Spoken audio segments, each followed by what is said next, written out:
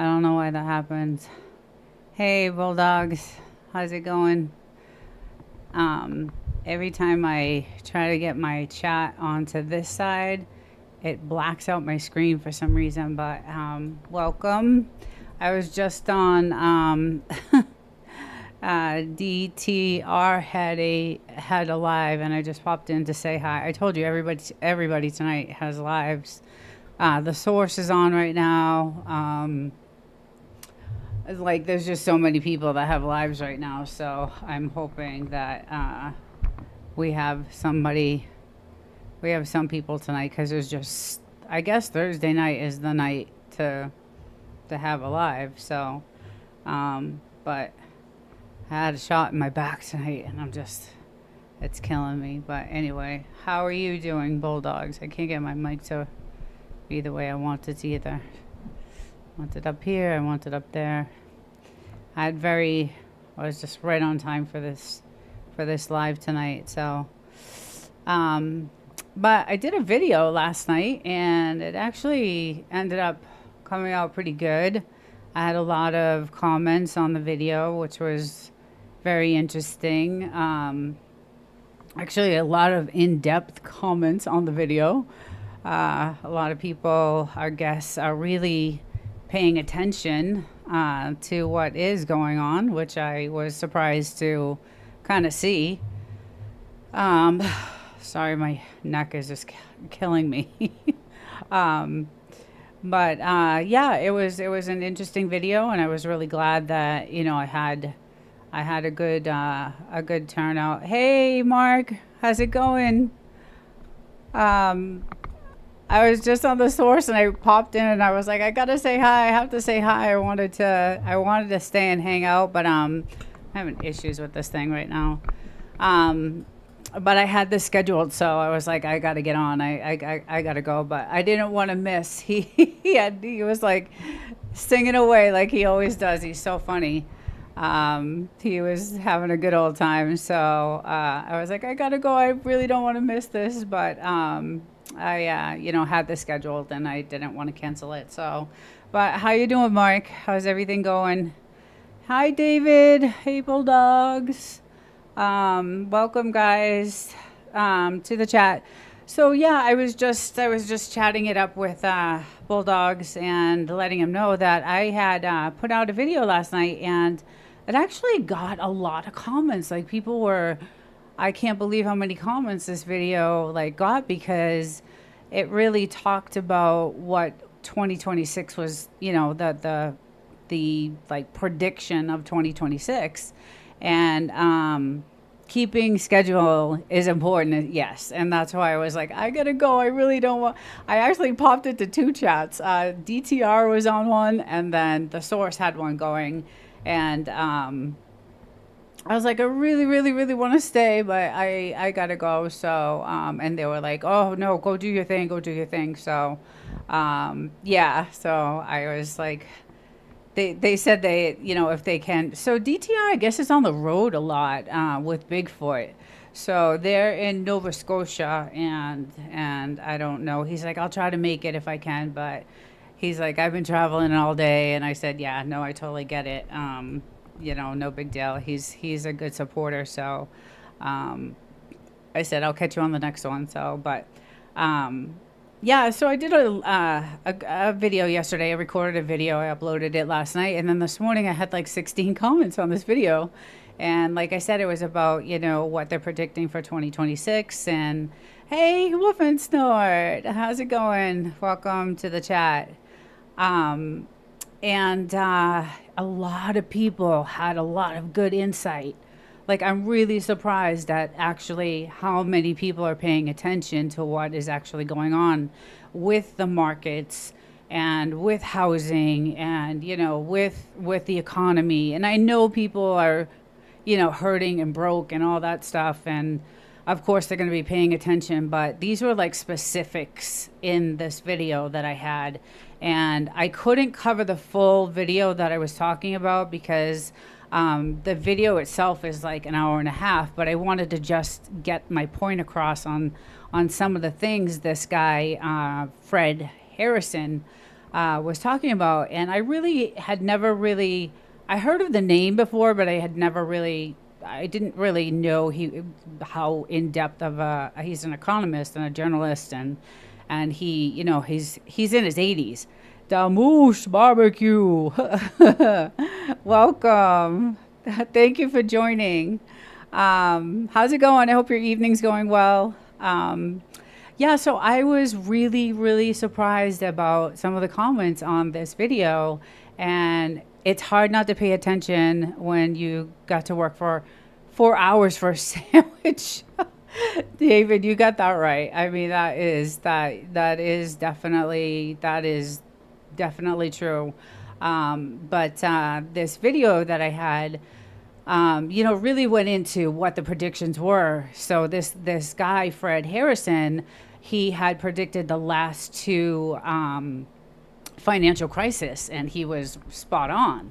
And he was off by 1 year, I think, on one of them, and then the other one, the 2008 financial crisis, he pegged like right on the knot, like I mean, just almost to the hour. So these comments were like, I guess a lot of people know this guy and know hit this video. So I was really appreciative about everybody that saw that video and commented, and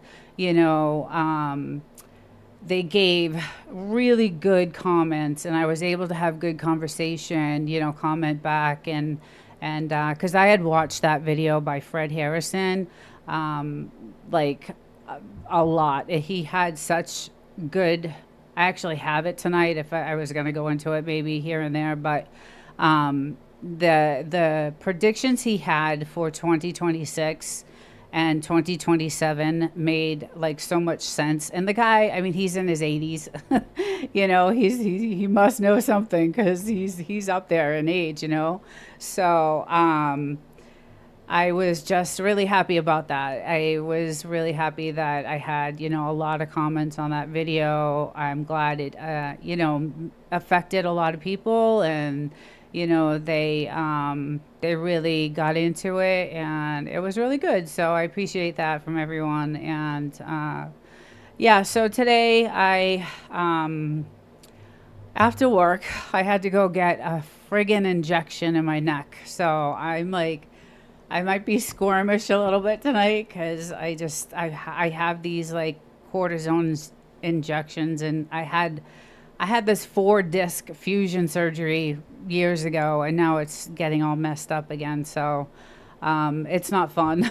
So I've been in a lot of pain, and they want me to have surgery again, but I'm not going through that hell again. I just cannot do it. I just refuse to go through that hell. It was just really bad.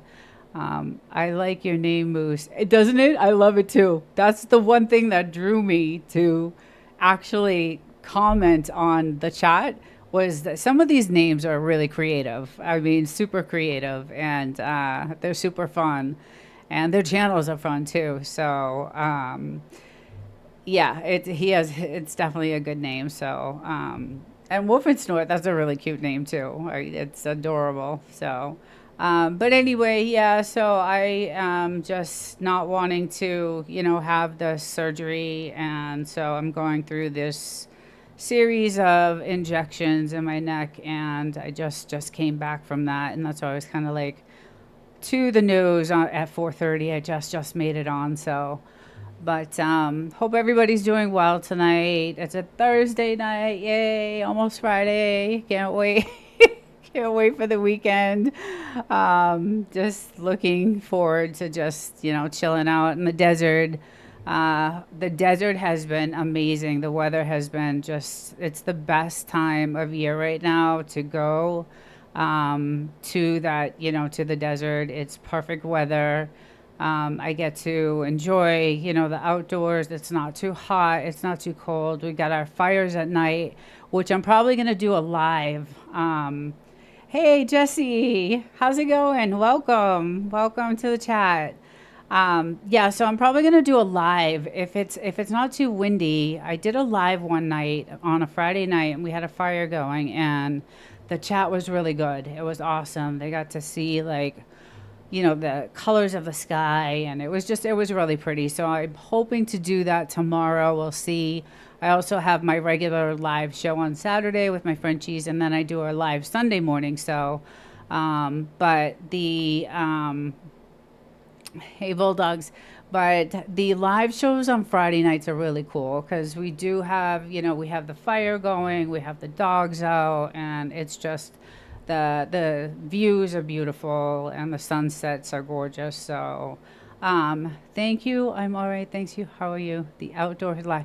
Jesse's it is. It's super fun. I did it once and I had so many people.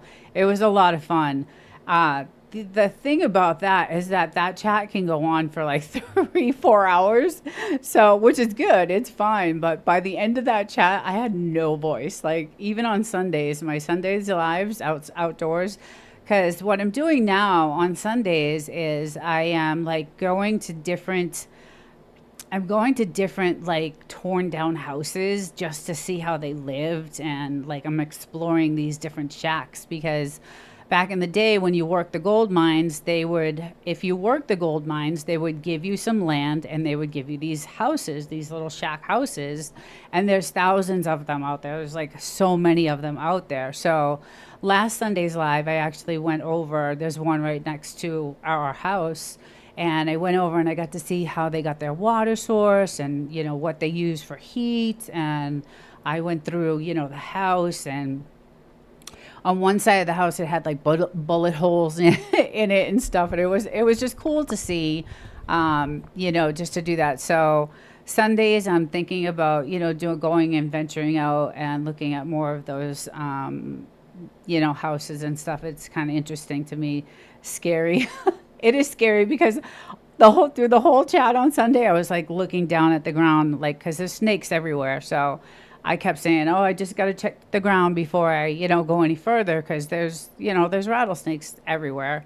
I know it's cold and they're like not out as much right now. I guess I don't know if anybody knows any rattlesnake information, but I think they not hibernate, but they don't come out as much in the cold. So I know their season is like April is when they're out all the time, because my little Frenchie got bit for the first time this year. So Leatherface from Texas Chainsaw is out there. So David, they did film, let me think of it. The Hills Have Eyes. Okay. So that movie they filmed on the mountains behind my house. So part of the mountains that are behind my house is the 29 Palms military base. And half of that is where, I'm not sure which half that was, but they did film, I believe it's The Hills Have Eyes. So yeah, it's pretty scary, but I love the thrill. I love stuff like that. I'm a little bit of a rebel, and the original 1970. Oh, it was the original 1970 that they filmed there? Okay. I didn't know that. I thought it was the ones they had just made. So, same thing. The second was in Africa. Oh, wow. I didn't know that. You must be a movie buff, Bulldogs. Yeah, so anyway, I think my Sundays are going to be, venturing out off my property and like checking out some of the cool places out there. And then I have some time off at Thanksgiving and at Christmas time. So I'm going to take everybody up to the gold mines. And I'm going to do some videos and go down to the gold mines and, get some good video from that and go live from there, because those are so cool. I've been up there a few times, and it's funny because sometimes when I go up there, I still like look around. I wish I had a metal detector, I guess, is what you use, right, to find gold. I'm guessing. But if it is, I wish I had one, because I feel like I always, dig around because I look for stones and gems anyway when I'm out, venturing out off the land. And I always like try to look for gold. thinking that there's still some up there.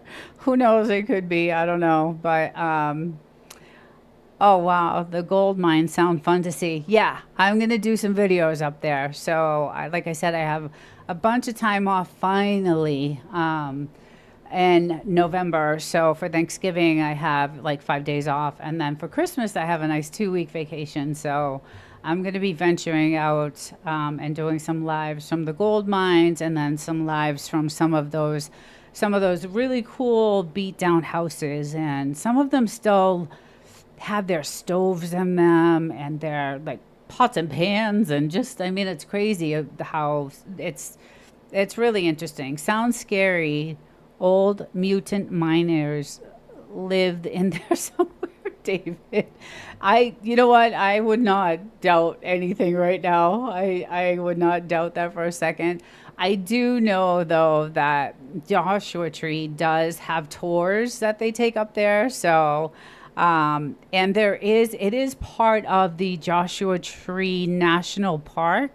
So I know there's park rangers that go out, and, or they do a fly around in a helicopter, around those mines and stuff. So, because there are a lot of four-wheelers, and a lot of people right now come up here for the season because it's perfect weather, and they go up there and they four wheel up there, and it's fun to watch actually. We used to have one back in the day a few years ago, and someone lives in there with housing prices the way they are. David, hey, you may be right. I mean, the house next to me, you put some shingles on it and call it a day. It's just, it's funny. They have a water source. The house, so the house I did on Sunday, it still has the frame on it, right? It still has the water tank and the water source to go. There's the water hook. It's all hooked up, and it has a gas stove. And it's abandoned. I mean, I'm sure somebody still owns it. It's on 5 acres, and I don't know who the owner is or whatever. But I did and that particular property that I did last Sunday, it had a double outhouse. So when we bought our property, we had an outhouse on our property, which obviously we took down and we built a wild child. How are you, my love? How are you? I'm glad you're here. Welcome. How's the baby? Kisses and hugs. So when we bought our property, we had an outhouse. We took it down, obviously. We, put in two crappers. I love it. And this house next to us that's abandoned has 2 outhouses. That's the first one I've ever seen with 2 outhouses. So I was really surprised. It must have been a big ass family that lived there. Definitely essential. It was really cool to see. So that's what I did on Sunday. So I am going to, like I said, Thanksgiving week, I'm going to take my, camera up there and do some video of the gold mines. There's several of them. The only problem is it was great when we had our four-wheeler because we could just four-wheel right up to the mines. But if you have a 4x4, like a four-wheel drive truck, it will only get you so far. And then you got to hike the rest of the way because the trails are so tiny, and they're rocky, and they're just all over the place. So I wouldn't drive my truck after a certain point. So I will be hiking it up to the to the gold mines, which won't be so bad for me. Need the exercise. But I will be doing that. I'll be going up to the gold mines. I'll be showing you guys. It is insane to see these gold mines and to actually look down into these mines and see how far, you could probably fit my body down the mine. The mines are small. They're tiny. One person at a time. It's not big enough for, it's just one person at a time up and down. You could still see the pulleys. They still have the wooden, it's amazing. It's pretty cool to see. So, yeah, so I'll be doing that, doing some lives from there during Thanksgiving, and there's so many of them that I, I'll cover some of them, and then I'll probably do some Joshua Tree. I'll go into Joshua Tree and do some videos. Hey, Real Thoughts, what's up? How are you? Thank you for your comment today. I could not believe that video. I had so many good comments on that video that I was really excited about it. Because people had very good, their perspective on what they took out of that video, and maybe they went and watched the rest of the video because I left the link in the description, and maybe they went and watched the rest of it. But the conversation that video struck was just really awesome. So it was good to see your point of view on that, and I responded to you, and it's crazy. It's really crazy. See, things like that, videos like that get me. Like when I'm looking for research, when I'm looking to do something, when I'm looking to cover something, and I find something that's super interesting and that it's going to affect my future and the future of America and the future of, Americans. I want to look into it. I want to find out what's going on. And so when I saw that, I was like, oh, wow, this is incredible. And I had heard the name Fred Harrison before. I just didn't know. Yes, cycles have been fasted. Yes, they are. And my husband, I'm not going to say he's a day trader, but he does a lot of trading. So he knows cycles and patterns in the market. And so, when I saw that video, I was like, oh my God, they're talking about, the housing market and the financial, collapse of what's going to happen with not just housing, but, the financial markets and, everything. So, but here in the last few years, I've really been looking at them too. Yeah, it's you have to. I mean, in this day and time right now, the time we live in is just so, it's so crucial to be aware of everything. You have to be aware of everything. It's just, we're getting into some rough times right now. Who knows what's going to happen? These wars that are going on, and some of the things that are happening, politically with our government, and it's scary. So when I saw this video, like I said, I had heard of him before, but I didn't realize how he's 80 something years old, 83 or 84 years old. So he knows a little bit about what he's been doing. So it was really interesting to cover that. And like I said, I wanted to do more of that video, but it was a really long video, so I just left the link in, and I hope from the comments that I saw, it looks like they actually went in and watched more of the video. So I do have it tonight, but I don't know if anybody had questions about it. I could pull it up, but it was very interesting. I just found it super interesting.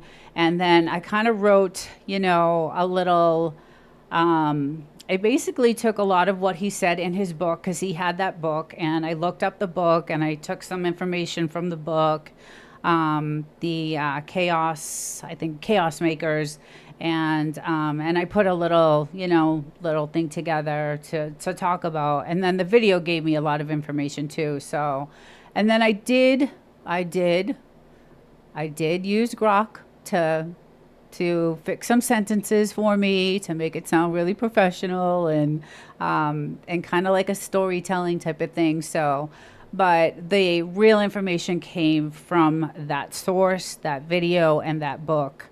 And to top it all off, there were many other videos that were from news stations that talked about that same topic. So it was really good. I was really happy about it. I mean, there's not a ton of views on the video yet, there were, I think, more comments on the video than there were views. But you did well. Thank you, thank you.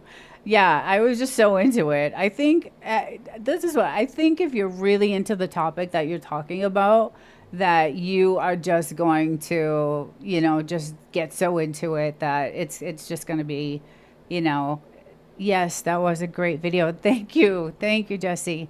Yeah, I just think you're going to be into it, and it's gonna flow. So I was just really, and I'm still like wanting to do research on it. I'm still wanting to find out more about what's going to happen. He talked about, the Ukraine war and Russia, and maybe Russia even taking it further than, where it is now. Maybe going into getting more land, like maybe going into, Poland and other just it was just a really good video. So it's kind of scary though. It is really scary to know that, we are in these rough times right now. It's super just scary. And I hope his prediction is wrong, but he has been right the last two times.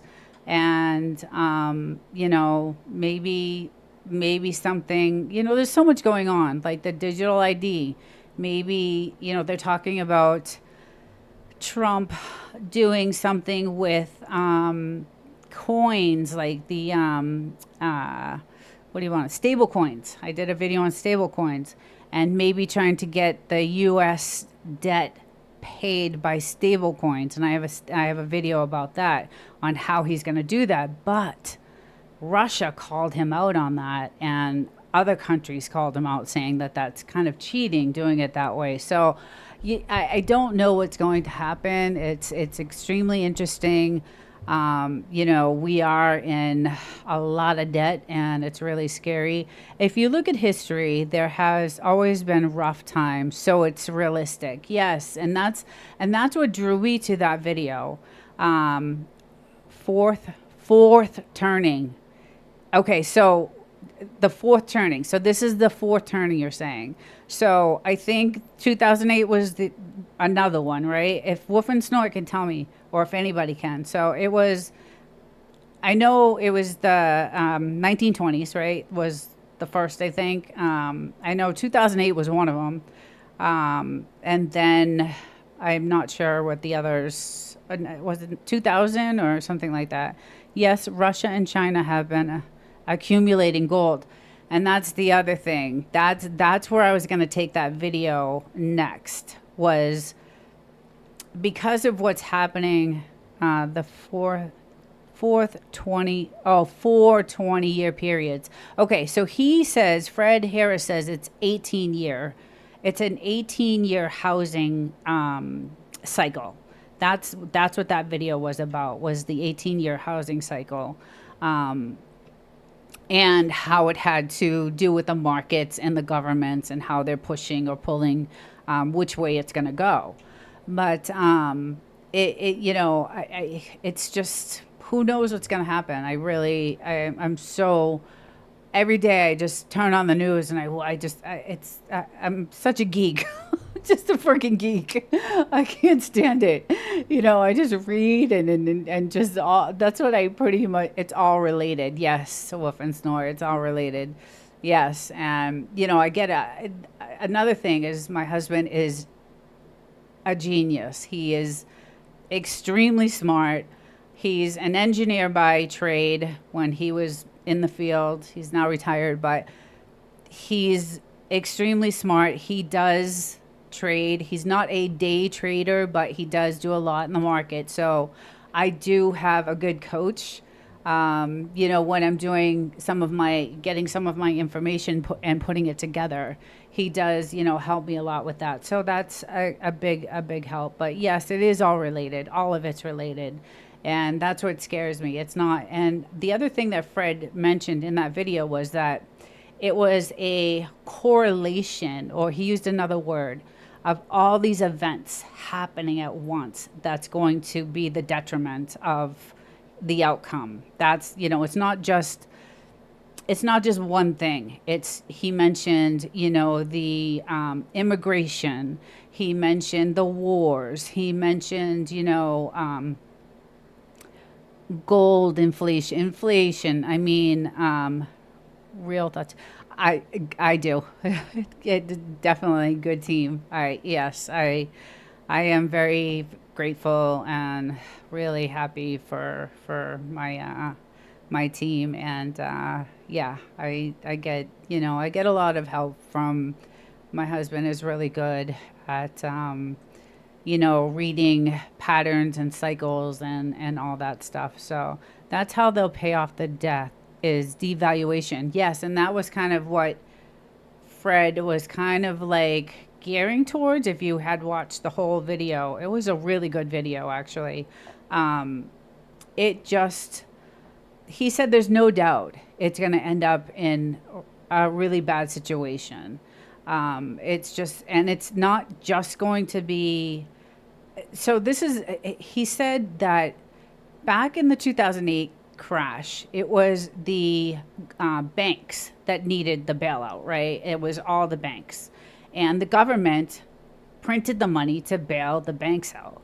But now it's a different situation. Now it's actually the governments themselves that are in, trouble. And no one's going to be able to bail out the government because there's not enough. There isn't enough. There's just not enough money to bail them out. So inflating the debt away is kind of like cheating and that's what he said in that video. He said that Trump's agenda is like cheating. So I think it's already a bad situation for most. Yeah, it is. I'm feeling it. I think I told you guys this before, that I have a good job, and if things weren't so crazy and unaffordable here in California, I'd probably be doing okay. But it's not. It's just really, really bad. The government cheating. More files we can't find. Oh my God, David. That's another thing. I think so. People don't trust the government. People don't trust anybody. I mean, I have a tough time trusting people also, even in, you got to be careful on some of these chats too, that, you just, on my Sunday lives, I have some crazies in there. Like, I literally have some crazy people on my Sunday live chat. So it's very scary times we're living in right now. It's unfortunate because I remember a day where I was happy like every day, and I'm normally a happy person. But the stress of everything, the stress of everyday life is just, it's hard. It's hard to wake up to go to work, right? Because I know that half my money is going, half my money, half my paycheck, I don't get. So that really kills me. And did you see Newsom's wife did Harvey Weinstein in 2007 to get Gavin back for, oh my God. I don't know if I want to talk about that. It was in the news again. Oh, geez. Yeah, well, he's another one that, just a bad dude. We just have a bunch of bad people in the government, and I don't know how it got this bad. Like, so I didn't really start following politics at all until Obama. I was in my 30s. I think I was 35, 36 years old. Never voted, never registered, never cared. But at that age, something happened to me, and I started to hear this speaker on the news. And he was running for president, and he was amazing to me. He said everything I wanted to hear, and life wasn't really that bad back then. You can't get in unless you're bad. I believe that. I think that's the way it is now. That's definitely the way it is now. But I did not vote. I wasn't registered. So I registered as a Democrat And I went and I was first in line to vote for Obama because I wanted change. I could not stand, like, I just, after, 9/11, it was just not good. So I started, slowly getting into politics at that time in my mid 30s. And so I voted for Obama. And, I thought his first term was okay. I still wasn't smart enough to know, I really wasn't, not like I am now. Like I examine every little thing, every little thing. And I learned that from my husband. I examined every little thing. So, but I didn't back then. And so when he won the second time, it was bad. It was really bad. I did not vote for him the second. I voted for Trump the second time. So, yeah. So, but that was the very first time I ever registered to vote, and I changed my party when I voted for Trump and became a Republican and stayed that way. And I thought he did a great job.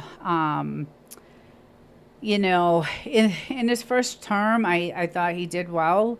I know we had the pandemic going on at that time, which was really rough, and it wasn't his fault. And I know there was a lot of stimulus that went out, and now we're all suffering from that. At the time, maybe it sounded good, but we're paying for it now.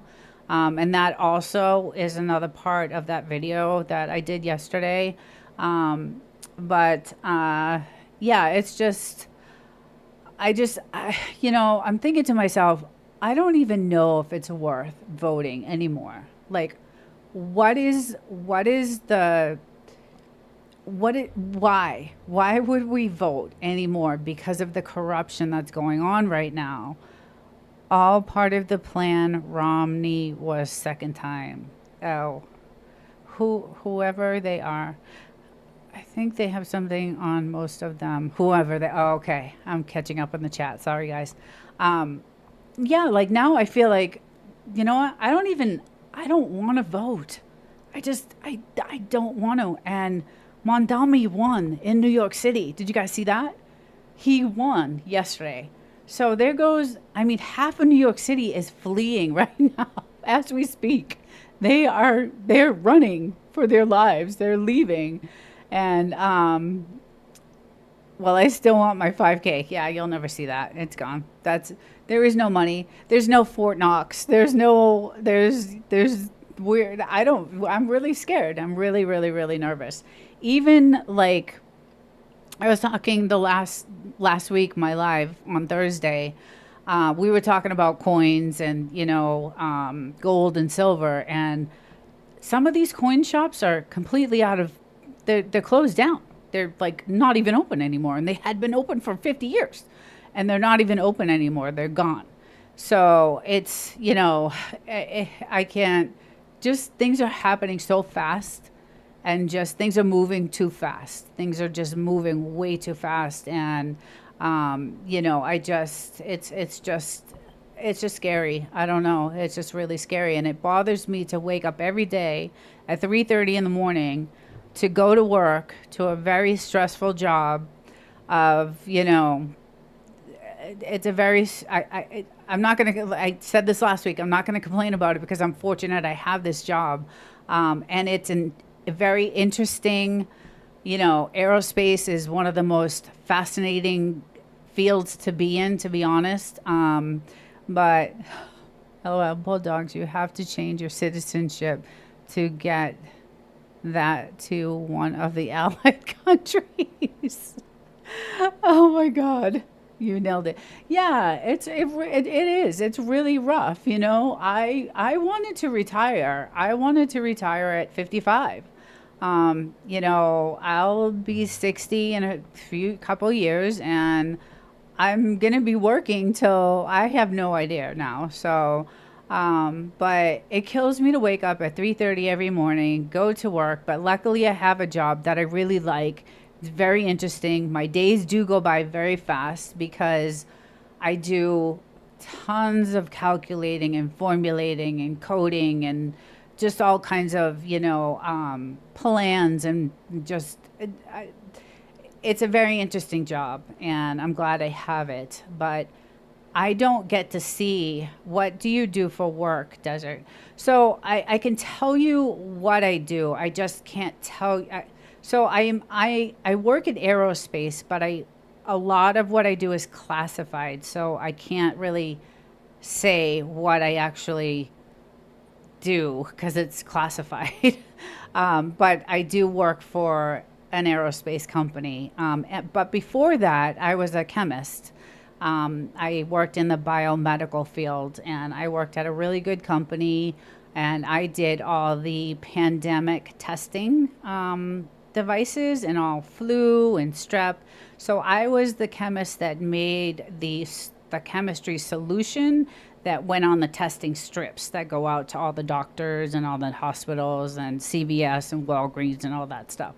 So, and I loved that job. It was a great job. I was there for 10 years and it was awesome. It was really, really, really, really good.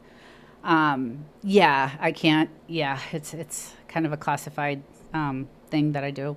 But before that, I was at a company for 10 years. It was great. I did chemistry. I actually started off as a chemistry technician. I worked my way up in the company and became the manager of the chemistry lab. So I developed really quickly in that company. In within 5 years, I was the manager of the quality control chemistry lab. So, that was another job I loved. I absolutely loved chemistry. It was just a great field to be in. And at the time of the pandemic, I was making triple money because they were paying hazard pay. They were paying for all your travel. They were paying for all your lunch. I mean, it was just those couple of years that I did that for, I made such good money with this company. And it was based out of San Diego, and I lived close to that job. And so it was a really great job, and I did love it. And, I got promoted to the manager of the department, which was really good, but it took me off the bench. So I wasn't doing chemistry anymore. I was managing the team. So I have a science background. Your jobs sound awesome. Oh, Jesse, do you have a science background? Nice. So what do you do for work? Do you do that? What do you do for work? I'm curious. It was extremely interesting, but when I became manager, I was off the bench and I wasn't formulating anymore. I wasn't working with, we worked with viruses and, we geared up. We were in, we were working at hoods and, controlled rooms, and it was awesome. It was just awesome. I loved it.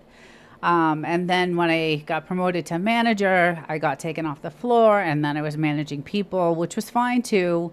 Every now and then I would get to go back on the benches and help out if we were overwhelmed and we were short staffed. I would go back on the bench and help, formulate things, and it was great.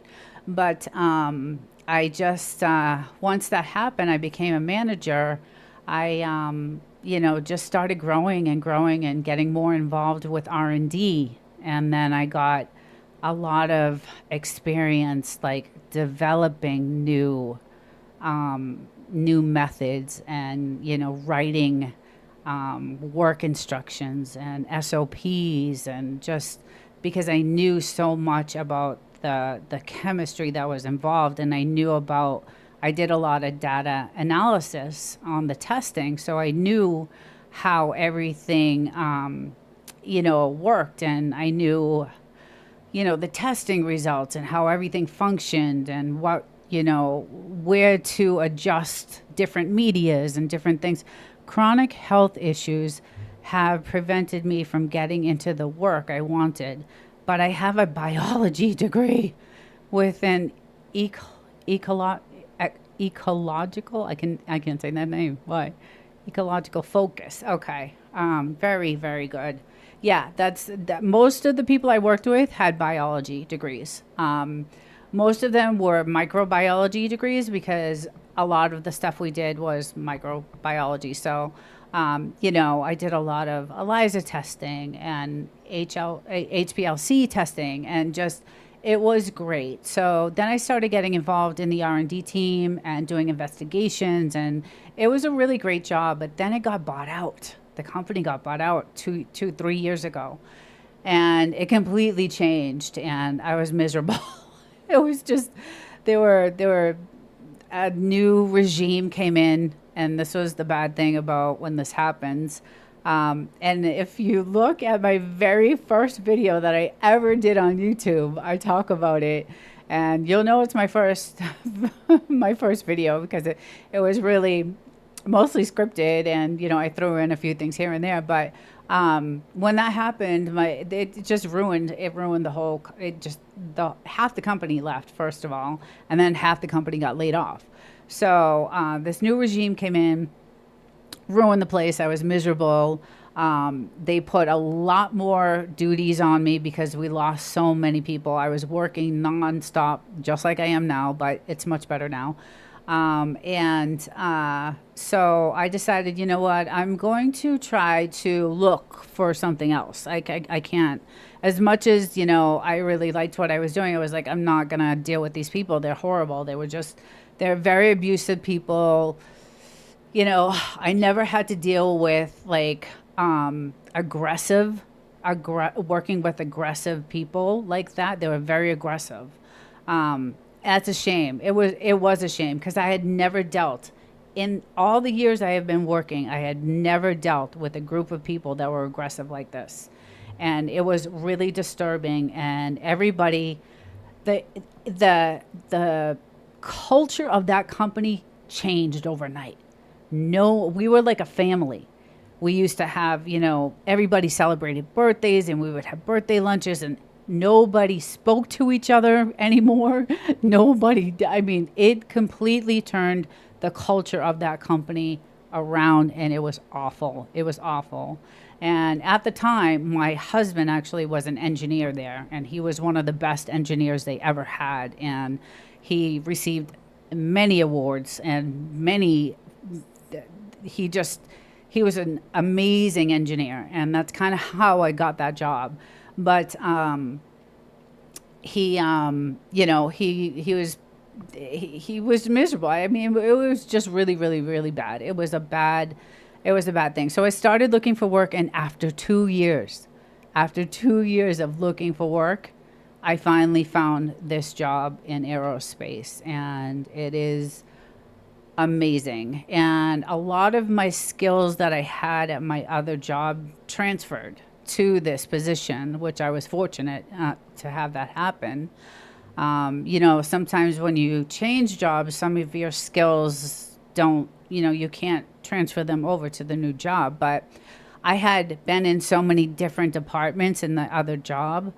I was in quality, I was in R&D, I was a technician, I was, I handled the logistics part of, I was involved in so much, in metrics, and, I did a lot for that company. I would do all the metrics for, the run times, and, because of being a manager, I did payroll and all that stuff. So when it took me 2 years of interviewing, and the interviews, guys, you don't want to be interviewing. I went through 2 years of interviews, 5 interviews. You go through 5 people each time you interview. I got several offers, but they were not close to the pay that I was making, and I couldn't take a pay cut. So it took me 2 years to find some company that would pay me what I was making, actually even more. So it worked out well for me. So that's why I say I really don't want to, I can't complain about where I am right now. I just can't. It's a good job. I like it. It's just, it kills me to go to work every day at 3:30. I wake up at 3:30 in the morning. I'm in work by 5 a.m. And I work till, I just made this live at 4:30. And half my paycheck is gone. Half of it's gone.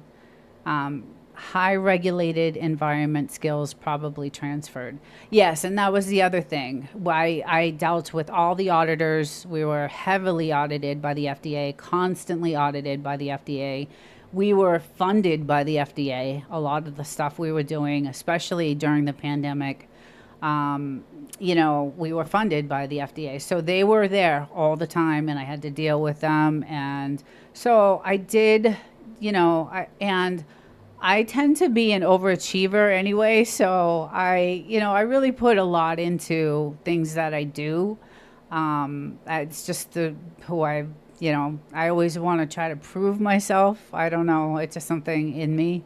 That I was fortunate enough that the VP of the company saw that in me, and he actually was the one who kind of like guided me through this whole. He pretty much trained me in everything. So I was very fortunate to get in good with him, develop really good work relationships with everybody. So they were more than happy to help me and, help me grow in the company. And I grew really fast in 5 years. Like I said, I was manager.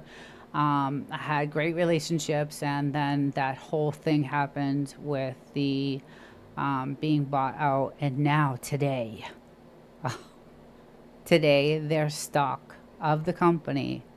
So during the pandemic, the stock of the company was around $350 a trade, a stock. It's down to $21 today. Lucky they didn't dangle a carrot and promise you the world. Well, they did that too, but that was before the new regime came in. But anyway, they were good to me. Before the new regime came in, they were good to me. But their stock is $21 today. Today, it tanked so bad that I actually talked to the VP that used to be the guy that I worked with. We texted each other today because we were because when the new regime came in, that VP that I was really good, friends with, and we worked as a team running the company, he left when the regime came in. He was like, F this, I'm out. I'm not dealing with it. Because these people were aggressive and just, I had never dealt with people that were yelling and screaming and just, you get more bees with honey. It's just, they were really awful people. And so he was ready to, he was going to retire. He was in his late 60s. He was going to work there till probably in his 80s because he loved it so much. He just loved it. And I loved him. He was great. But, he, as soon as that happened, he said, you know what? I'm going to retire. F this. I'm not dealing with these people. This is just terrible. This is just awful.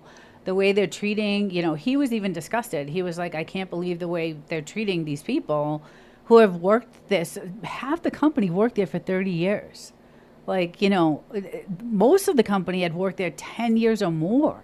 So it was just really bad, but it did take me 2 years of interviewing, and God, that was just, oh my God, the interview process. It just over and over and over again. And like I said, I got several offers, but no one could match what I was making until I found this job. So again, I went through 5 interviews all the way to the CEO for this position that I just got. And I just got it back in January of this year.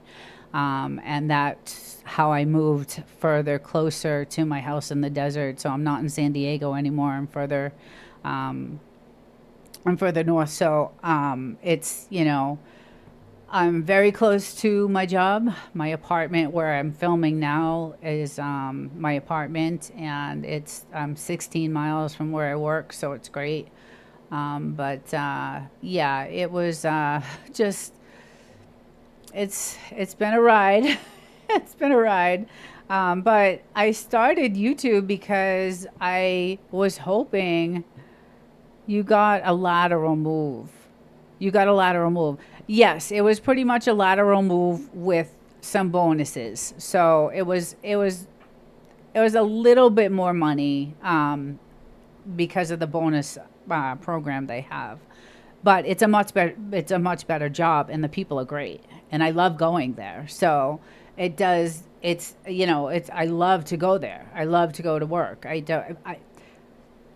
I'm giving a two-way here. So I like what I'm doing, but I hate going to work and working for nothing because I don't get to keep my paycheck. So, the state of California, guys, they take 14.4% of your paycheck. The state. Glad it worked out. Thank you, Real. Yes, I am too. I am very fortunate. Like I said, I'm really fortunate. But the state of California takes 14.4% of my paycheck. The government takes 38% of my paycheck. Then my health insurance is $500 a month. I get paid twice a month. So $250 and $250, $500 a month comes. I'm telling you, it is out of control. Things are out of control. And that's what that video was about last night when Fred was talking about how they're taxing the workers, because the governments are they're just in so much trouble right now. So, and living in the state of California, our gas is still almost $5 a gallon. I paid $4.89 today. It cost me $90 hey, Erwin, welcome. Virginia, welcome to the chat. We're discussing finances and money and taxes and the world and what hell it is right now. But Virginia is beautiful. We actually looked.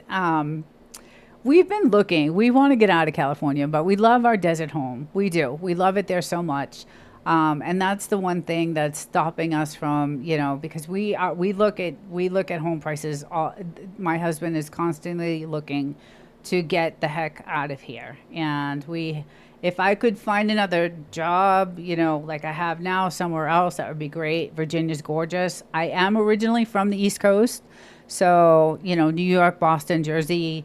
I have family in Maine. I have family in Florida. I have family I still have family back home in Sicily. But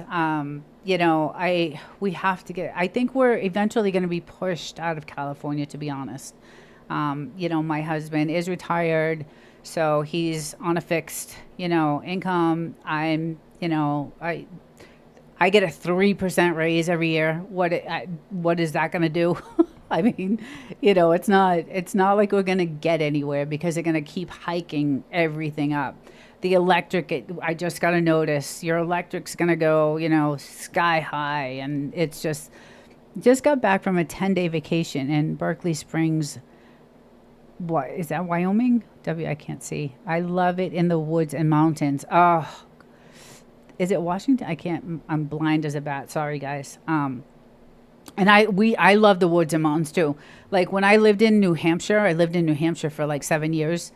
I really liked New Hampshire. It was gorgeous. And I used to travel through Vermont. I was a snowboarder back in the day. West Virginia. I say WV. Okay, West Virginia.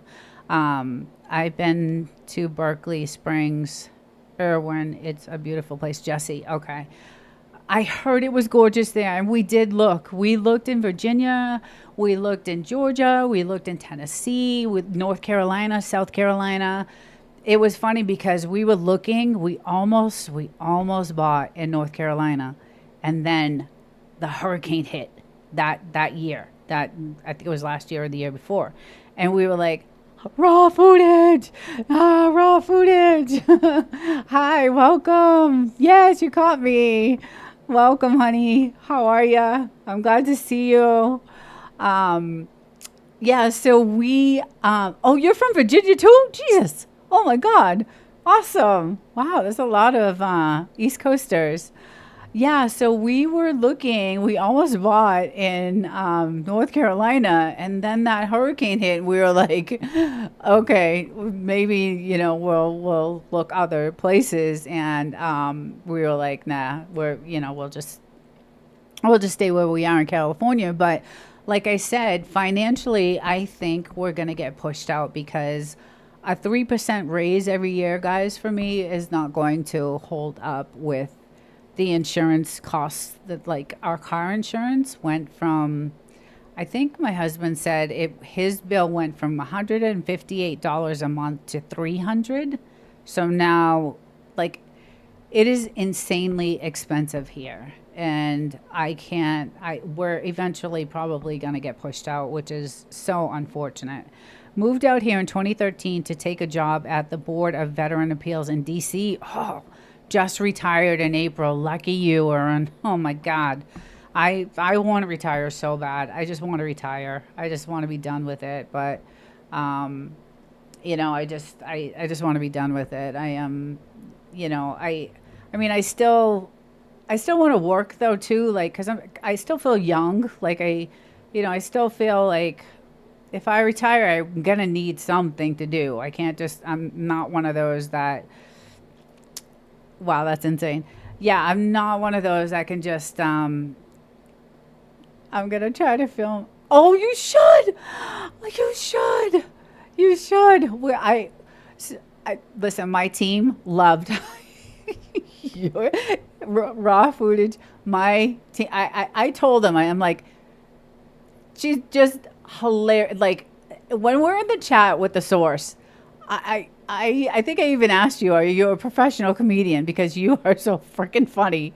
And my whole team that, helped with your hours, they just thought you were just amazing. So, Irwin, now working a part-time job as executive director of the Air Warrior Courage Foundation. Oh, no way. Okay, so I'm in aerospace. I can't really say what I do because it's classified, but I am in aerospace. That's really cool.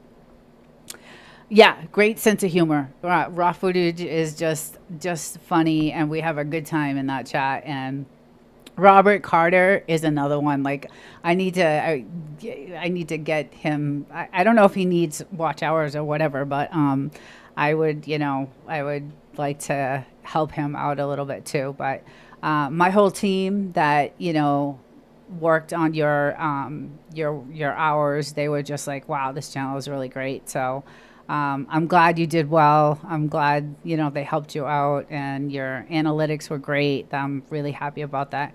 Hey, Beltloop 29 Homestead, what's up? How you doing tonight? Hope all is well. I saw some of the. Sorry, wrong channel. Understood. Sorry, wrong channel. Oh, I know you have many. You're on your homestead, but I know you have a ton of them. Understood. 13 years flying on B-52s. Oh, wow. Wow, that's impressive. Okay, so yes, okay, that's impressive. I know exactly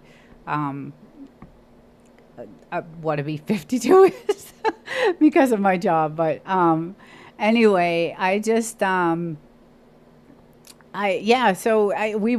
probably going to get pushed out of California because, like I said, my income is probably not going to be able to keep up with what is going to happen to California. So I was saying, I was here with the wrong channel. I'm back, and I was able to hit the like button. I love you, Belt Loop. You are just awesome.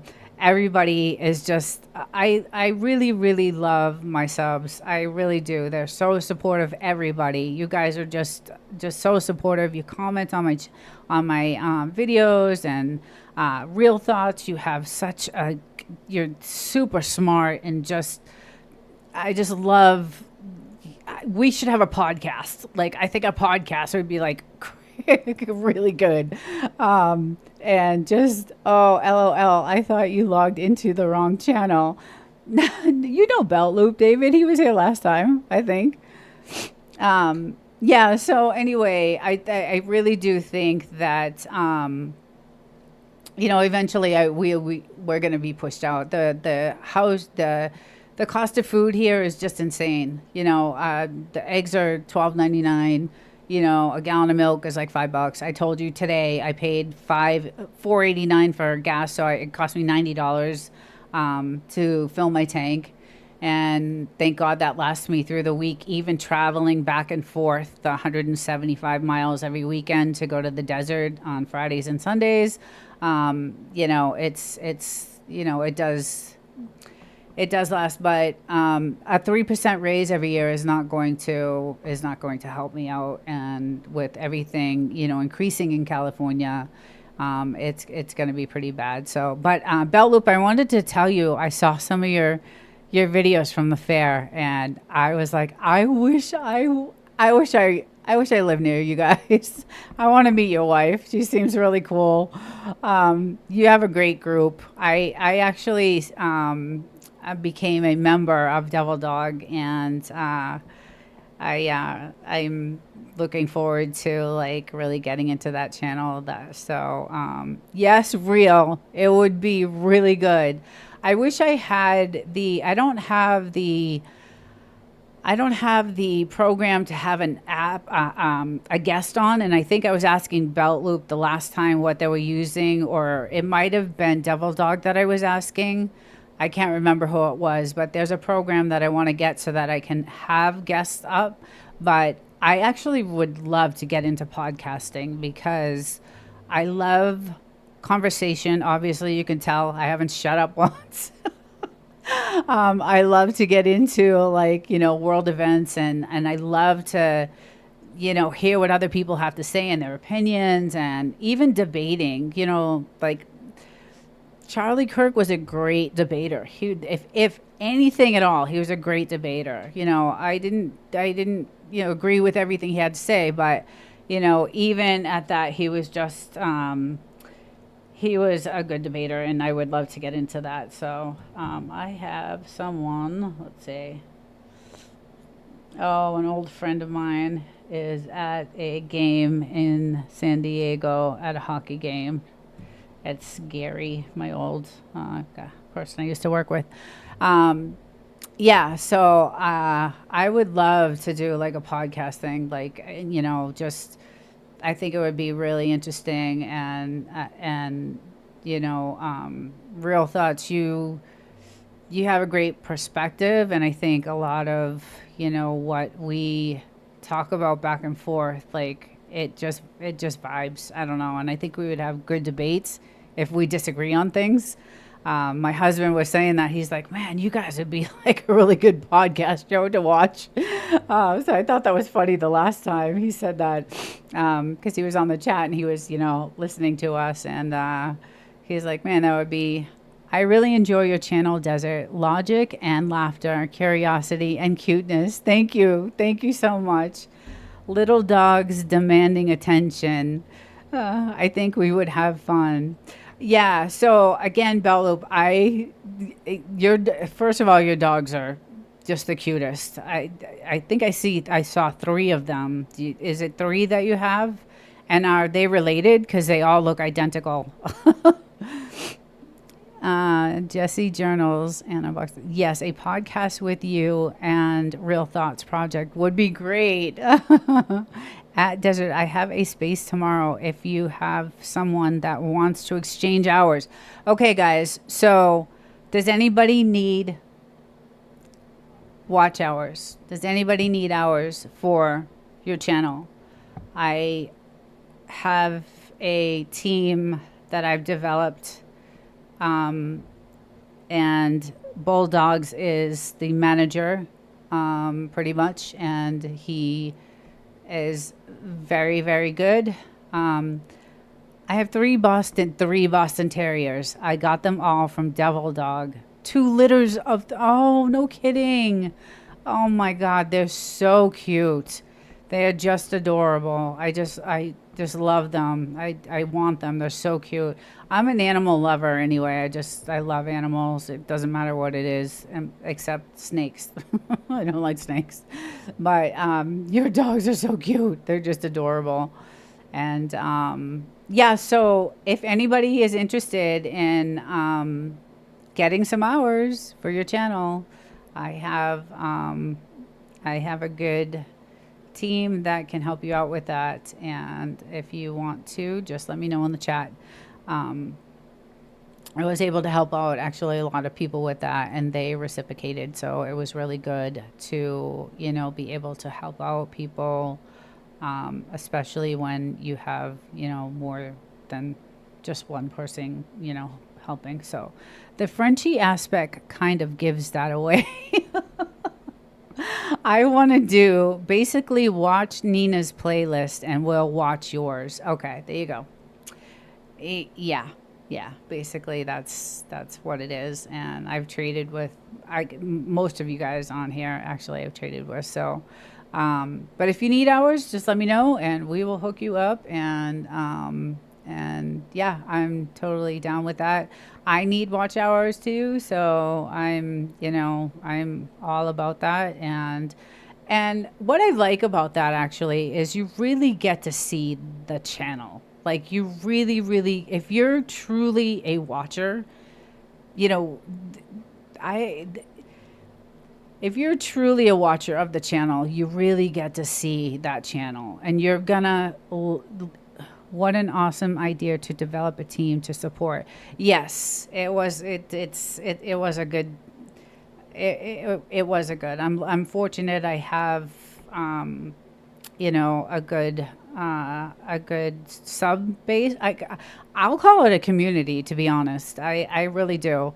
I have a lot of people that are really good members, subs, and they would do, like, they're really supportive.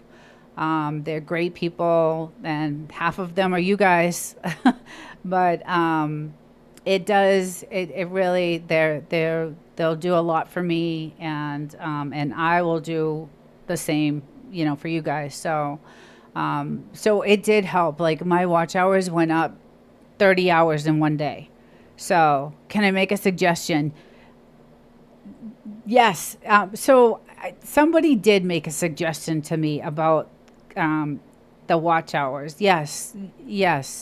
So I don't know if you know who DTR is. I think you probably do. They gave a suggestion about putting everything, all your videos in one list. Yeah, there you go. Yep. That's exactly what they did. They suggested today in a comment to me, to get all the videos in one, instead of jumping from playlist to playlist to play, because that takes a lot of time, right? It takes a lot of time to do that. And yes, create one playlist, get all your videos in there. Actually, I'm thinking about doing two. So one for all my shorts and then one for all my videos. So, Raw did. Okay. Yeah. Well, she's smart. So, it is really easy to do as well. Yes. Yeah. So I'm going to be working on that. I'm separating that. I'm still going to keep my playlists the way they are, but I'm going to make a separate one two separates, one for my shorts. Cause I have a lot. Make a complete list of everything. Support list. Yeah. Raw footage. I wish I thought of that earlier, because it would have made it much easier for people to do my watch list and, trade hours. And it takes about 5 minutes if you have a lot of videos. Yeah, I do. I have almost 400 videos, and then I have so many shorts. I mean, I don't even know how many shorts I have. You don't have to eliminate your shorts. Right. I was going to keep, so what I was going to do is I was going to put my... LOL, I'm just a smarty pants. You are smart. We like every video, so it sticks with YouTube. That's the other. Hi, Bells. How are you, honey? Thank you for joining. I hope you are well. We're talking about playlists and trading playlists and hours and things like that. And so I have, a lot of long content too. That's the other thing. And somebody mentioned it. I think it was David. Was it David who said it? So the key when you're trading playlists like that is to actually watch the video, first of all, and then comment and like. You have to hit that like, because what the algorithm looks at is the interaction. When you're just running a playlist, that, yes, it helps with hours, but when that interaction happens, hi, Poetic. How are you, love? Thank you for joining. I'm so happy to see everybody here. I really am. I am super happy. I watch your stuff anyway, but I haven't seen all of the old stuff. I will have to go back and check them out. Oh, real thoughts. When you see my old stuff, you're gonna be like, "Oh, Jesus." She's I was so new and so scared to death. Like my first few videos, my first few AI videos were all, that is the thing I am struggling with. Bells, if you need hours, let me know. Drop it in the, just say, I will help you. If you want them, let me know. Just tell me right now and I will help you with your hours. Yeah, my first 5 videos were all scripted. Most of it was scripted. And a lot of it was a lot of editing. And but I was scared to death. I had never done anything like it before. So you do? Okay. Okay. So Bulldogs, if you're still here, it's I believe you could just click on her. Let me get her. Hold on one second. Hold on. Let me get her. Is she? Yeah, you're moderator. I think I gave you a moderator. She should be moderating. How come she doesn't have a, hold on. Yeah, she's the moderator. Okay. So just grab her, please. And you just select them. Okay. Yeah. Okay. So, yeah, Bulldogs, if you're still there, please get bells and stars. So you can do 50 at a time. Okay. David. Yes. Yeah. So I like, David is really great. He's another sub of mine. And he is a very good supporter. I have a few that are really good. Thank you. Bulldogs. And you know, I have a lot of people, and I also enjoy, I'm one of them watching, you know, and like I was talking about the interaction you have to have, because YouTube looks at that. They look at if you're going to like the video, if you comment on the video. Just thanks, Desert, for you and your crew watching my playlist. You're welcome. You're welcome, Poetic. Anything for you. I actually sent you a comment saying I'm starting to put music in my videos. I did a couple of shorts with some music, and so far so good. I haven't gotten anything. You know, back from that. So I was really happy. But I did apply for the copyright license through the state, or the commissioner or whatever. So we'll see what happens. But I'm glad that they were able to help you out with your hours. So I do have a good community. I'm calling it a community. They are great people. And again, half of them are you guys, but they are really faithful to me, and I love them, and I'm really close to them. But it is all about the interaction. The algorithm looks at not just running the playlist, but they're looking for the interaction. They're looking for, was it expensive? Yes. It's $325 for 10 either songs or videos or whatever. Yeah. So every time you do, you get 10, and then you pay another $325 for another 10, or you can pay $1,000 for 50. So it was pricey. It was pricey. I'm not going to lie. And in that video, I leave that the lawyer that's in that video, she has all the information on how to do it, how to apply for it. So, but it was, do you mind if I drop a link to a video about creating a master? Go right ahead. Drop a link. Yes, please. Yes, that would be great. I don't mind at all. I don't mind anybody dropping links here. So it's all about connections and, you know, building your channel. And but it's definitely not just running the playlist. Please comment, like, anybody can just run a playlist and not pay attention. And then you don't know anything about that channel. And then why would you subscribe if you don't know anything about the channel? Local reviewer, hello. Hi, welcome. Welcome. I'm glad you're here. I hope you're having a good night. We're all talking about YouTube and play hours and watch hours and all that kind of stuff, and video making and music. And, I just started adding some music to my videos, and I love it. I love it. I just love it.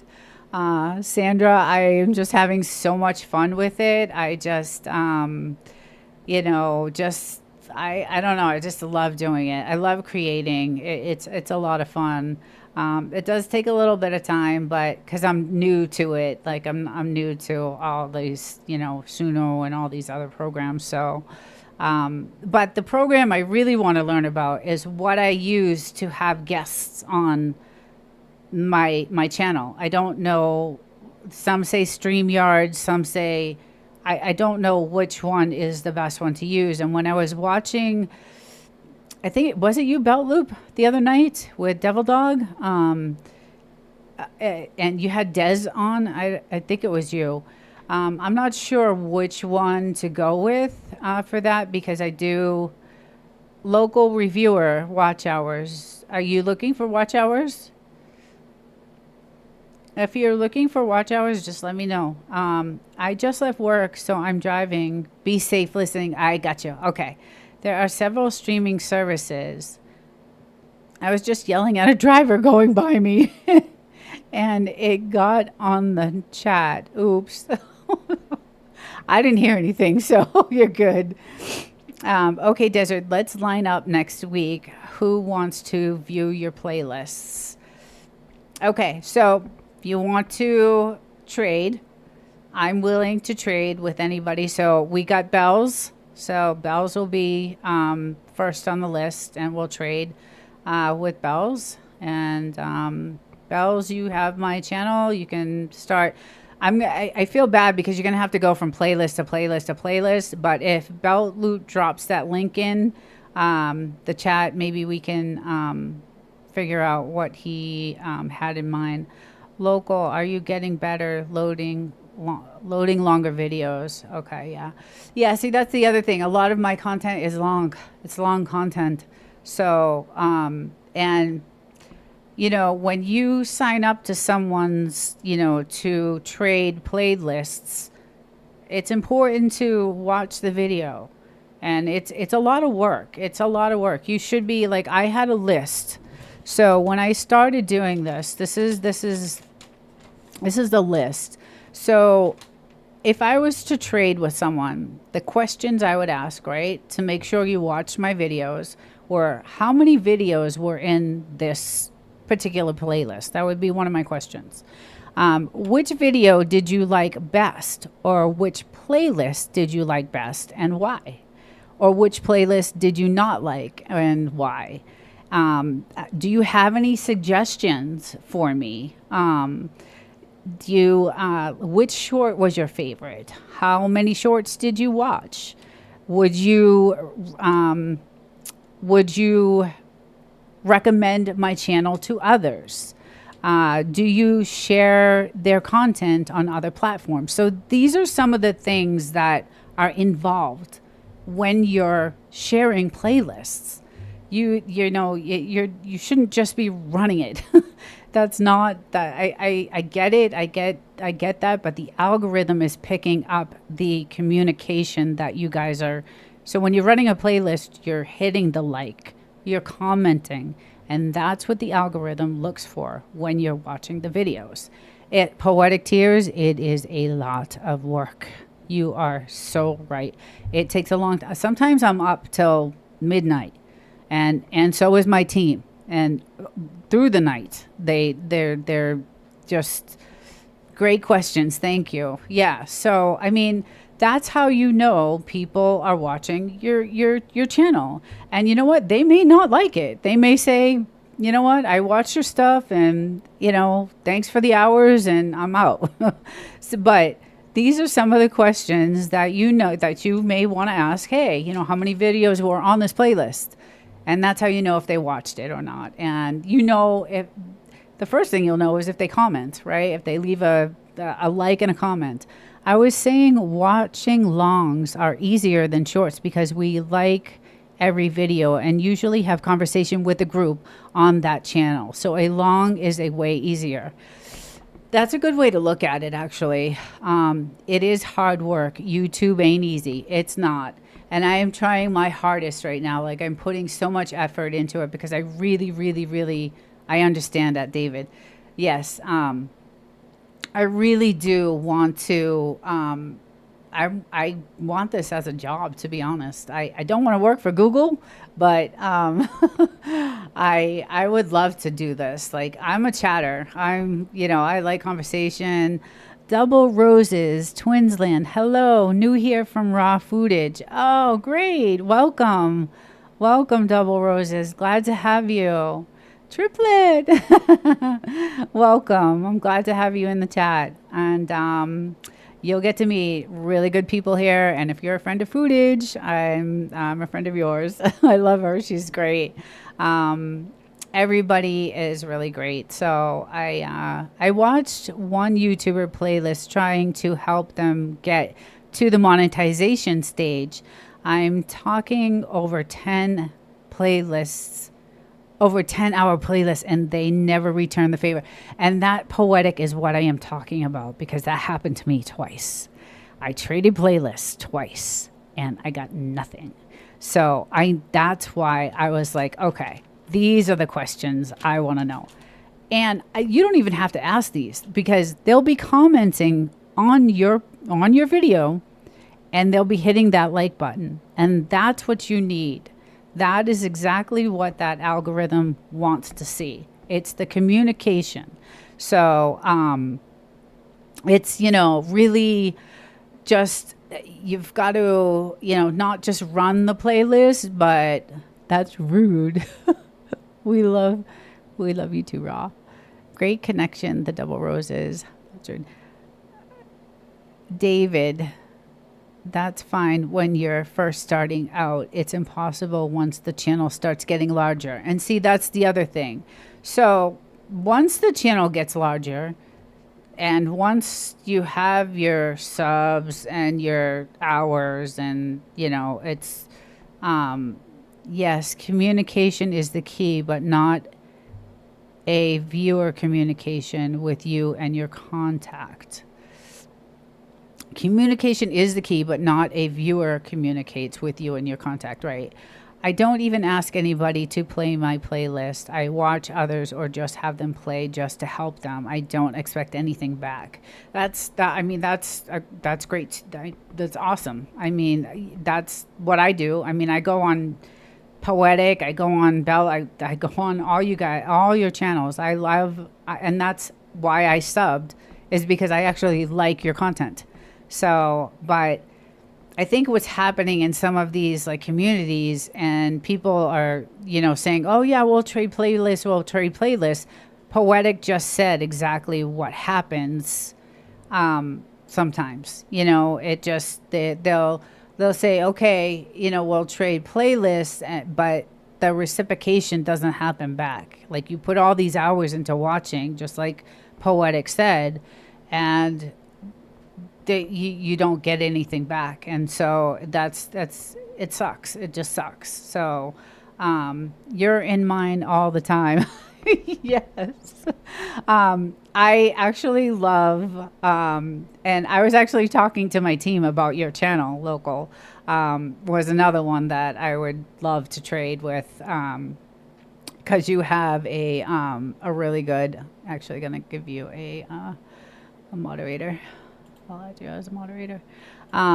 Yeah, so I just, that's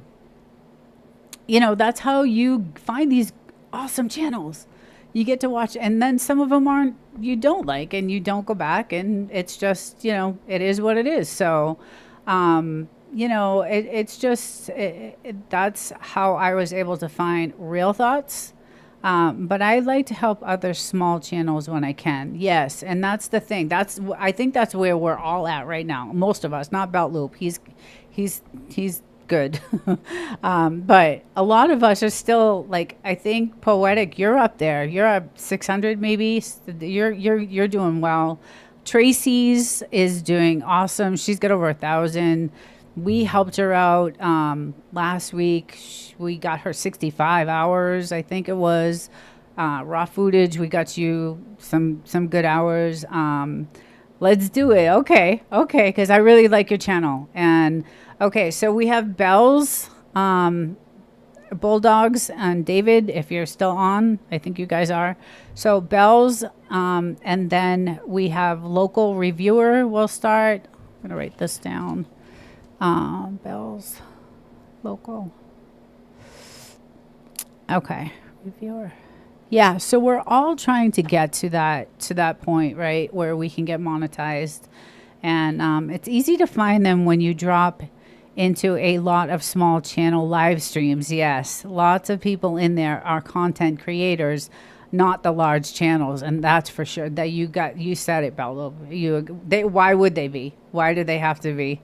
You know, they're not going to waste their time. They're, making, they've got it. They don't need to do this. But I do have a full-time job besides YouTube. And me too. And that's why this is so hard. And that's why I have a few other people that I've asked in my community to check out the channel. If they like it, they'll sub you guys.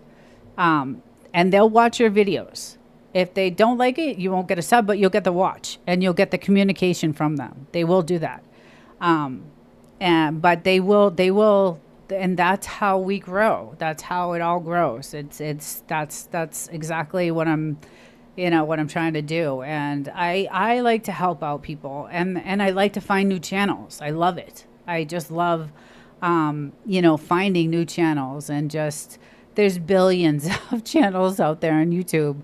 And, watching playlists is definitely a good way to get hours, but definitely communication. And then you really get to see, the videos, and if you're going to like the channel, and if you're going to sub, so I think it's really good to trade playlists. And, I will definitely trade playlists with, Bells and Local, Poetic, you and I did. And wow, 716.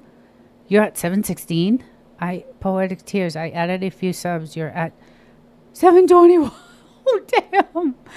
See, Belt Loop, I mean, we have all the support, you guys. It's really good. It's really, really good. On my earning tab. I think most people do. Some focus solely on their own success. Those tend to take longer and or struggle more. Oh, yeah, just want to mention, Local also has a GoFundMe for his dream food truck. Oh, I thought about doing that at some point. I love cooking, and I'm Italian, and I had a lot of hopes and dreams back in the day. So none of them panned out, but one of them did when I owned my spa. But other than that, it's all gone downhill. But you're all rocking it.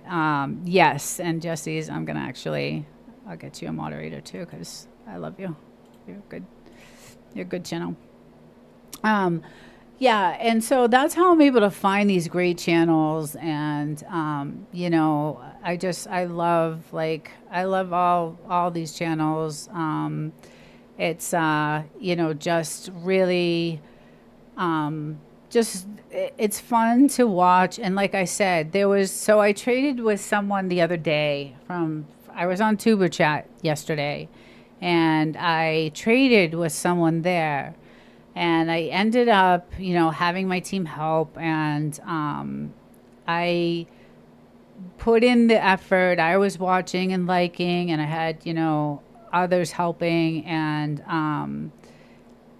I didn't get anything back from this person. So not 1 hour, not one like, not one anything. So it was disappointing, because I spent a lot of time, David. The difference is that if you watch 10 hours of Desert, we give 20 plus hours in return because we are watching as a team. Yeah, and he just gave it away. Yeah. So I have a team of people that will triple your hours, basically, if you want to trade with me for watch hours. I have a very good team of people that are willing to watch your videos, comment on them, like them, and you may get a sub out of it. It just may happen, like raw footage. All my people, I don't know if you got subs out of. I think David subbed to you, maybe. I don't know if Bulldogs did. There's a few, so I think you might have gotten them as subs because they just loved your channel. So that's the other thing. You also get subs from them. If you're really, really, really, you're welcome. You should have had it from the beginning. I wasn't thinking. There he is. That's who I was talking about, Robert. Hey, Robert, what's happening? How you doing tonight? So I was just talking about, I was just telling my team tonight before I came live that Robert Carter, Raw Footage, Poetic, Real Thoughts, Bell Loop, like I was talking about all these people, Bell Loop, that are just the best to, when we're in the source and we're chatting, I just have such a good time with you guys. Like, it's just hilarious. It's just it's just so funny. The chats that go on and just, we have such a good time. But Robert was another one that I wouldn't mind trading playlists with because he has a good channel. I actually watch, his channel and I comment, and Belt Loop has many channels. I want to actually, I think I'm members of two. I became members of two of your channels, and then I became a member of Devil Dog because I love his channel. He's great too. But you get to find these new channels. Because there's billions of channels out there, and a lot of them, a lot of the big channels with millions of followers and viewers, I don't like them. I just don't like them. They get so big that something changes in them. They start out, really, Raw Footage. He just reached 1K. Nice. Yes. So a lot of these big channels, they just start off as like, they start off great. And then something happens to them and they just end up being awful. So I tend to go to channels that are, with a few thousand subscribers and, I'm more interested in things like that. So, but Robert, if you're interested, in trading playlists, because I do like your channel, I would definitely be interested in that. That would be cool.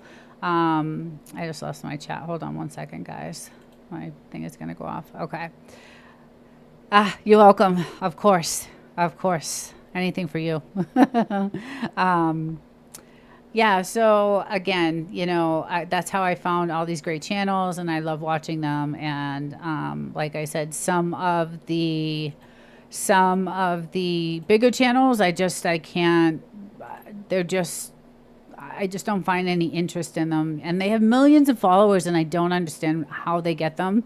I just don't. I do not understand how they get these followers. Some of them are just, some of the things they do on their channels, and I don't get it. I just don't get it. So, yeah, I don't know. It just surprises me, that,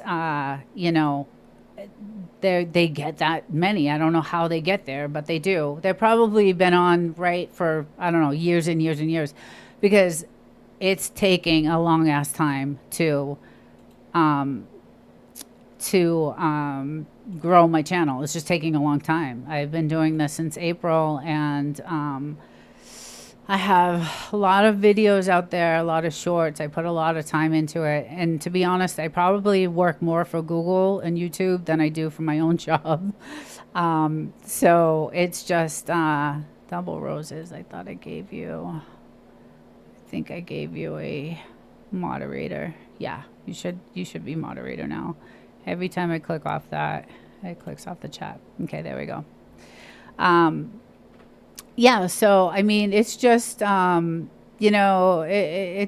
tough. It's a lot of work, but I do like doing it. I love doing this stuff. I really do, and that's why I was like, man, I would love to have a podcast. Like, I would really love to have a good, like a good podcast, like with someone, that you could have a good discussion with, and even like debate different, if you have different views on things, talk about it and debate it. And I think it would be just really, really good.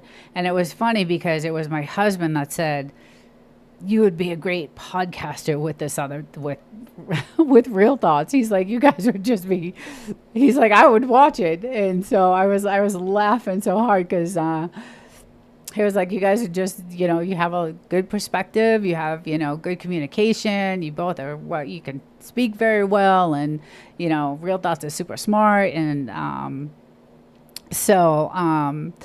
you're welcome. You're welcome, hon.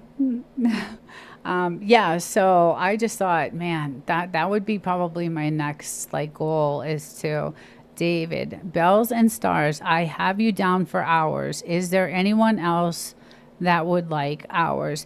Yeah, so I just I'm gonna start with Bells and Stars. Let's see, Bells and Stars, and then we have local reviewer David and Bulldogs. That's our next. So we'll start with that one, and then right after this live, I'll start. I see your channel being a platform like Charlie Kirk did, freedom of speech and debates. And Raw, I was so torn up about Charlie because I followed him. I followed his podcast, and I loved, because I work all the time too. Real Thoughts. I took my other channel close to a couple years to get monetized. Yeah. It takes a long time. It does. It takes a long, long time. And you have both your channels are great. But back to Charlie Kirk I loved his debating. I didn't agree with everything he said, and I'm not really, I believe in God, but I'm not a practicing, I'm not a religious. He was very religious. He brought that to his debates, and I watched him constantly. So I was a huge fan, and I was torn up. I cried and cried and I cried for weeks. Like, I still I'm not over what I saw. Like, I saw it happen because I was watching it, and I still have that vision of what happened. And so I tried to do a video of it. Okay. So I saw some whom got monetized within 3 months. Yeah, that's the other thing. People can blow up like that. Like, they can just blow up. And that's the other thing. I want to know how. How does that happen? Going live every day. It's hard when you work a full-time job. It's hard. But I did try to do a video of Charlie, and it turned out to be a disaster. I had 300 takes of it. It's edited up the ass. Like, every scene I did was crying, and I couldn't get the words out. But there was 2 speeches that I had to play in that video. And one of them was Tucker Carlson, and the other one was the guy that was with Charlie that took him into the SUV and brought him to the hospital. He was a mentor of Charlie. And so in that video, it's terrible, guys. If you go to that video, it's it's just a really bad video. But go to those speeches, because Tucker Carlson nailed every word. Like, just if anything, that speech in that video that I have is just, I have chills right now. Just the way he talked in that speech, it just was crazy. So, you could tell I was crying in the video. It was edited to it's bad, but I still put it up. I still put it up. I was like, I'm just going to put it up. Because I wanted that, I wanted that out. And I did a bunch of shorts on that. And guess what? Those shorts got over 1,000 views. All my shorts from that video, from that one video I did on Charlie. The video did terrible. The shorts, every short I put out got over 1,000 views. And I put them on X, and they got over thousands of views on X. And Poetic, yours are going like crazy. Like, I'm sharing your stuff on X, on my X account. And they're just, I don't know if you're getting more subs from that or what, but I actually do share some of videos on my X account because they're so good. And my X account is growing like crazy because I post on my X account also. So amazing desert. Yeah. It's it's it's a huge platform. X is a huge platform, and you have a little bit more freedom of, what you can say. And I'm also on Rumble. So I also have Rumble, I have X and YouTube. So I got to get X. So I would tell you my my tag name, but I created it way back when I was a Trump supporter. Well, I still am, but and I was super young and a little bit cuter than I am now. So, but I'll email you my handle at X so you can look at your stuff, because it's pretty funny. Is your name the same? No. Okay. So I'll tell you what the name is, but I won't tell you how I spell it because then you'll be able to. So at the time I was super cocky and just, young and whatever. So my handle is at Hottie for Trump. So that's my handle. It will change though, because that's not what I want to be anymore. So, yeah. So anyway, that is my handle on X, and that one video of Charlie Kirk did really bad, but all my shorts were like in the thousands. And then, the source. No way. No way. Hi. Welcome. Welcome. So happy you are here. You're here with all your fans. You are here with all your fans. Yeah, so nothing wrong with that, Poetic. It's not the name I want to use now. Like I said, I was young. I was a little cocky back then, so I was like, I'm going to be at Hottie for Trump. That's what I want my name to be. So, and I was promoting Trump back then and all that stuff when he was running in 2016. So that's my handle on X, but I'm doing really well on X. Like, a lot of my videos are over 1,000 views on X, and a lot of my shorts are doing really well. So even though that Charlie Kirk video was horrible and horrific, those speeches that I played in that video, the Tucker Carlson one, and then the other one of the mentor, Charlie's mentor, I made shorts out of that. And those shorts they're almost 2,000 views on those shorts. So, sometimes the video doesn't do the greatest, but the shorts end up coming out and, doing well. And I think some of the growth in my channel may have come from X. And again, I'm also on Rumble too. So Rumble is a great platform. A lot of YouTubers are on Rumble. I see a lot of the same people on Rumble. The great thing about Rumble is you do get monetized instantly. It's not a lot of money. There is still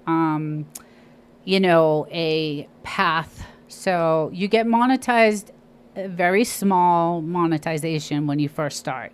Once you hit 100 subscribers, then you get into a different type of monetization. They give it, every time you get to a higher number of subs, you get more money.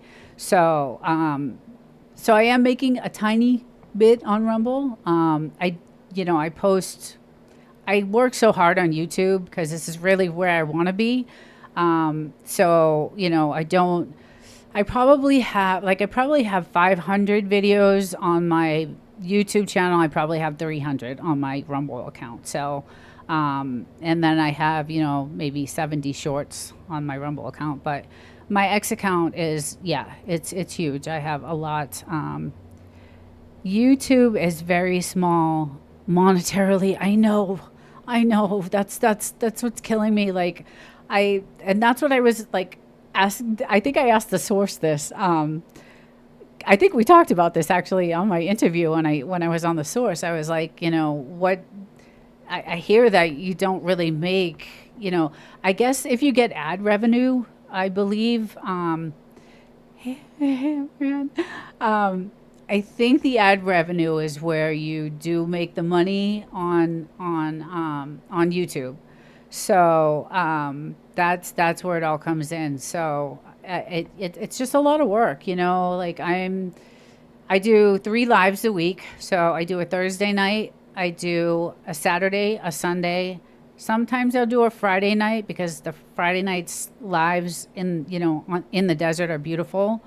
And then I do a couple of recorded videos a week. So like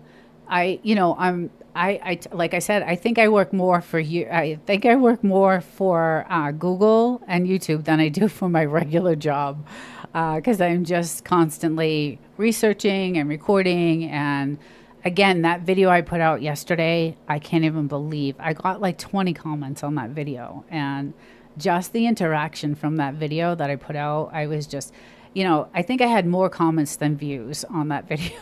So, I was really happy about it. I was like, yes, it's finally happening, So, and the source, he did say that. He's like, it will happen. It's going to happen. You got to give it time. And he's right. It's just a lot of work. He built up an amazing community, and we all know that because we're all on, we're all on his lives all the time. So, and they're super fun. And his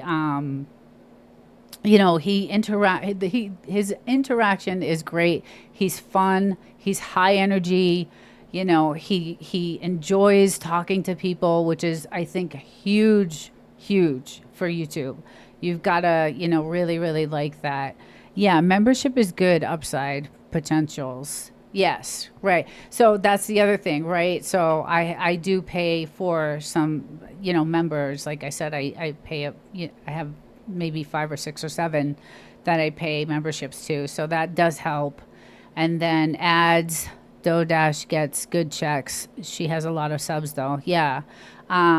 We helped Tracy's out. Tracy's, she has a great channel. Once we traded playlists, I was like, oh my God, I love her channel. She's just a great, she has a really good channel. And then Raw also. And, but the trading of the playlist is a great idea, because you do get to, if you really do what you're going to say, because source, I got to tell you what happened. I said I would trade, I'm not going to say the person's name, 2 people actually happened with, and it's not anybody in here. So, but, I don't even think it was maybe from the source. It was from Tuber Chat, I think. And I said, let's trade playlists. And so we did. And I religiously watched their playlist, watched their videos. I had a bunch of people that I have on my community. Tracy's Local Learning. Yes, David. Yes, because you're one of the ones that helped me with that. And they never reciprocated. I never got one watch from this person that I traded with, and it happened twice. So that's why I was saying, if you're going to watch a playlist, how many videos on the page, how many videos were on one playlist? Give me that one answer. Which video did you like the best? Which short did you like the best? Would you recommend my channel to anyone else? Like, there is certain things that you should be accountable for when you're trading playlists, because running a playlist is, anybody can do that. But I think the algorithm wants to see the communication, the likes, the comments, the this, like, just, I think selling my own courses and brand deals and product sales will be bigger streams. For sure. Because there's things I still need to learn. I don't know how to have guests up here. I don't know what program to use. I want guests. My goal, I want a podcast like that. I want to be able to like have a conversation and a podcast and, have debates and have, just chat and have good conversation. But Source, yes, I think when you said that last week, having courses and getting people started like on YouTube, because you obviously know what you're doing. So that's a great idea. And that's another thing though about some of the channels that are really huge, right? So there's this one financial guy that I watch, and I really liked him in the beginning. He's a really good, he was really, really great, and he got huge. He has like 300,000 followers, but every one of his videos, I can answer all the questions you're currently having, Desert-Livin. Oh, okay. Yeah. Can I post my long form video longest? Can I post my long form video longest is 50 minutes? Yes, of course. And post, you guys, drop your links. So there's this one guy that I, fell in love with, financial guy that I watch. He has white hair, like I forget I watch him every day. I don't know why I can't think of his name. But he got so big and now he's just like, oh my God, I can't, some of the stuff that he actually puts out now contradicts the day before, because he does financial, market information, what the stocks are doing and, where you should be. And he has courses that he sells. But I think he's doing a detriment to himself, because the information he puts out is wrong from the next day. Like, he'll come back and be like, oh, I gave you the wrong information, but buy my course. So it's like, whoa, wait a second. But if you have a good course like Source, I think you know what you're doing. So I'm sure Alex Sorrento makes $75,000 in a weekend pre-selling her classes. What is it? Is it YouTube classes? Alexa is going to try to reach 1 million in sales now. Oh my God. The market changes daily. Yeah. Who is Alexa? Do I know her Source? I don't know if I know who that is. Thank you, everyone. Awesome community community of support. That's local reviewer. Thank you for being here. I appreciate everyone for being here. But I want to know who this Alexa is. I don't think I know who that is. I don't think I'm subbed to her. And I don't know what she's selling. But anyway, so I think, like I said, this guy that is, she's kind of like Surrey. Oh my God, too funny. At the Source, I had to say that. That's awesome. That is too friggin' awesome. Of the Desert-Livin family. Oh, okay. Yeah, so this guy, he comes on daily and he'll do his, whole market research thing. He started throwing politics into it and gave it a comedic type of thing, which is really funny. And I started he would make fun of things that are happening, just he had a funny way of putting different things. And, but he was wrong on a lot of the stuff he was telling you the day before. And then the next day he would be like, I was wrong on this. And but buy my courses and you can get this one for $1,000 and this one. So I was just like, oh my God, I can't watch this guy. Still windy in Mass Roses.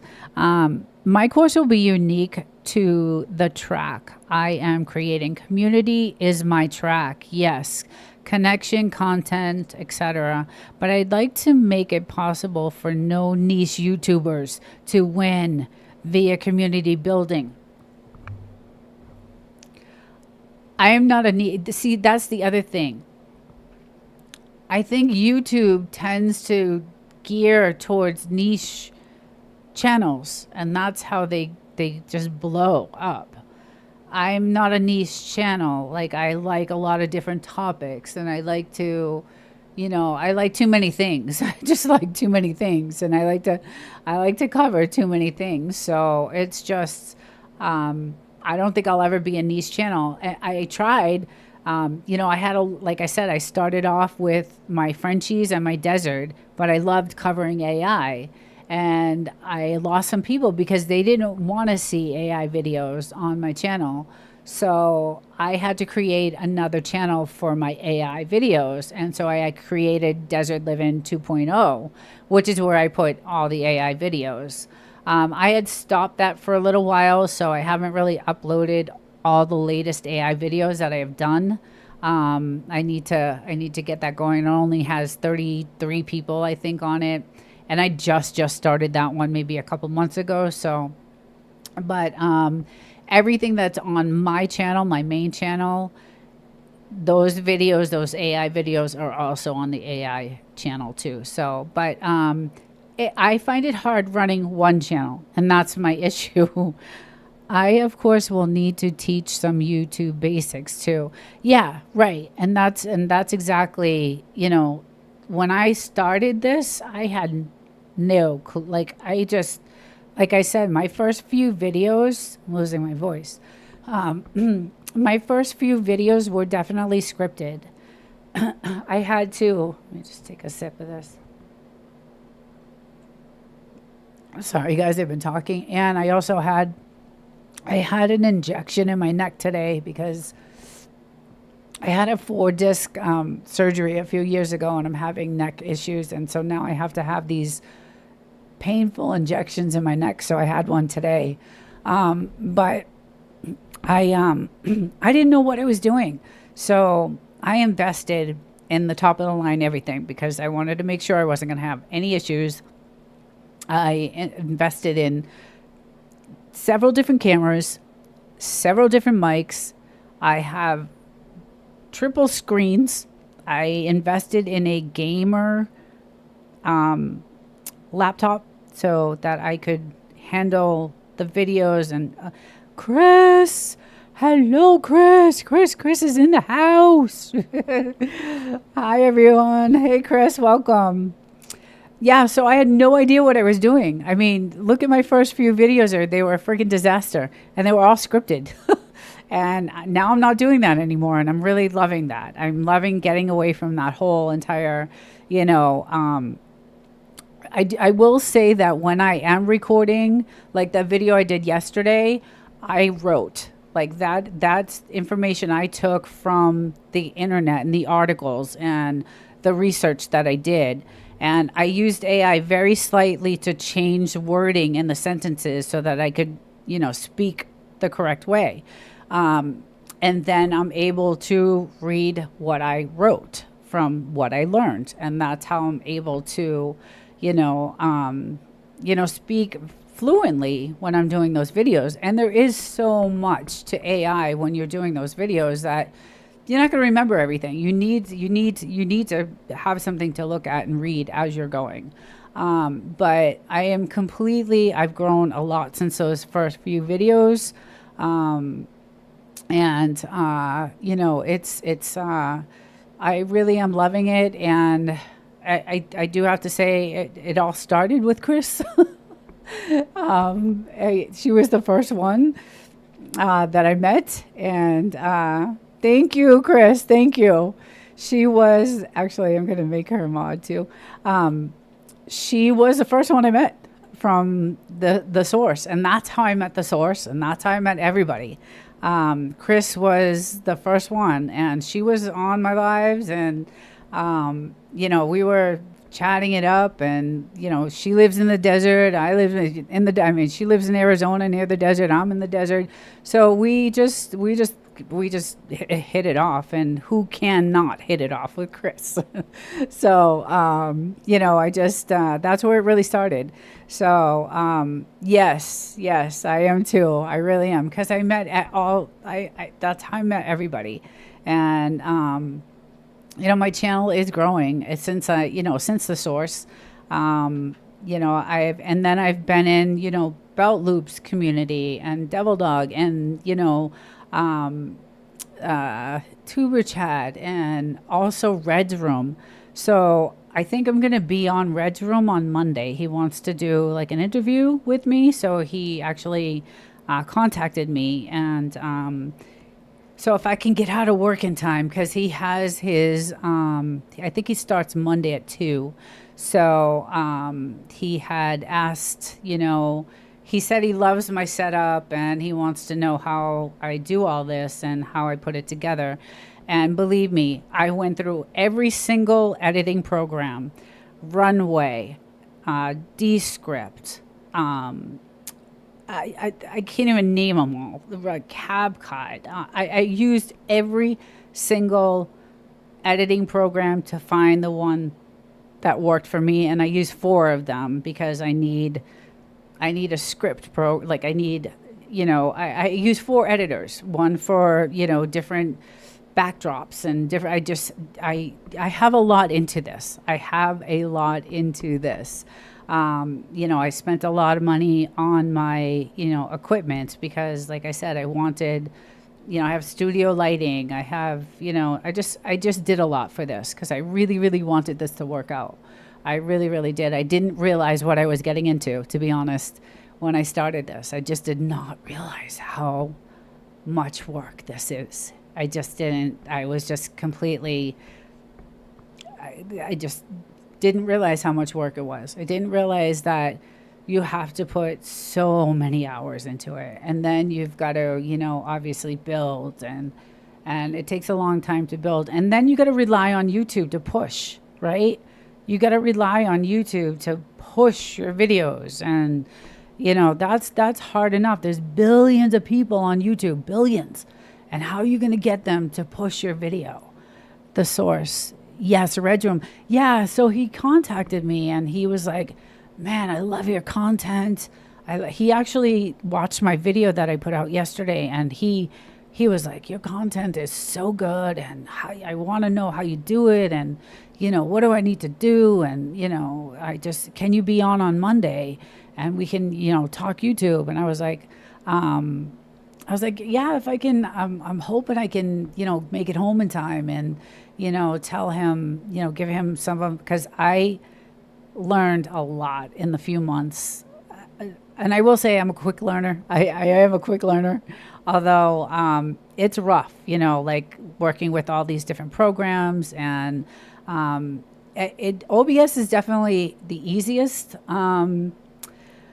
broadcasting program to use, I think. It's, I love using OBS. I learned it. I watched every single video there is about OBS, so I learned it quickly. And that's another thing. You have to put so much time into, all this just research and research. So I bought the whole Elgato, the whole thing, the everything. I bought the mod, the script, the teleprompter, the camera, the stream deck, and then I have 2 setups. So I have to have it, I had to have the same thing on my desert when I'm recording there.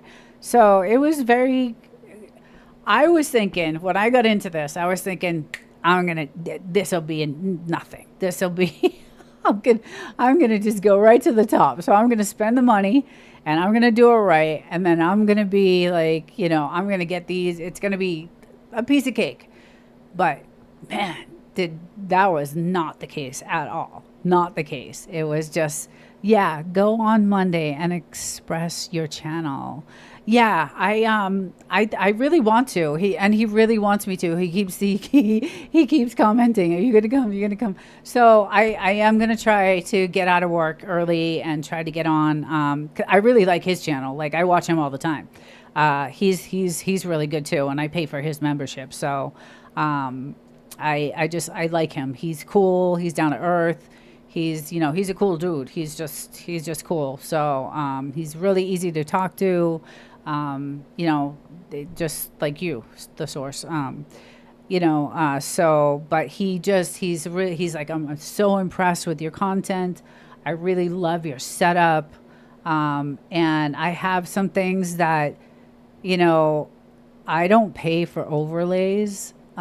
This is an overlay that I'm using, but I have a little, I learned a little thing about overlays, so I don't pay for any of my overlays. And I have, like, if I were to turn on, like, my news overlay, none of that. So it helps if you know how to code, because this overlay behind me, the news overlay, that's coded in Notepad.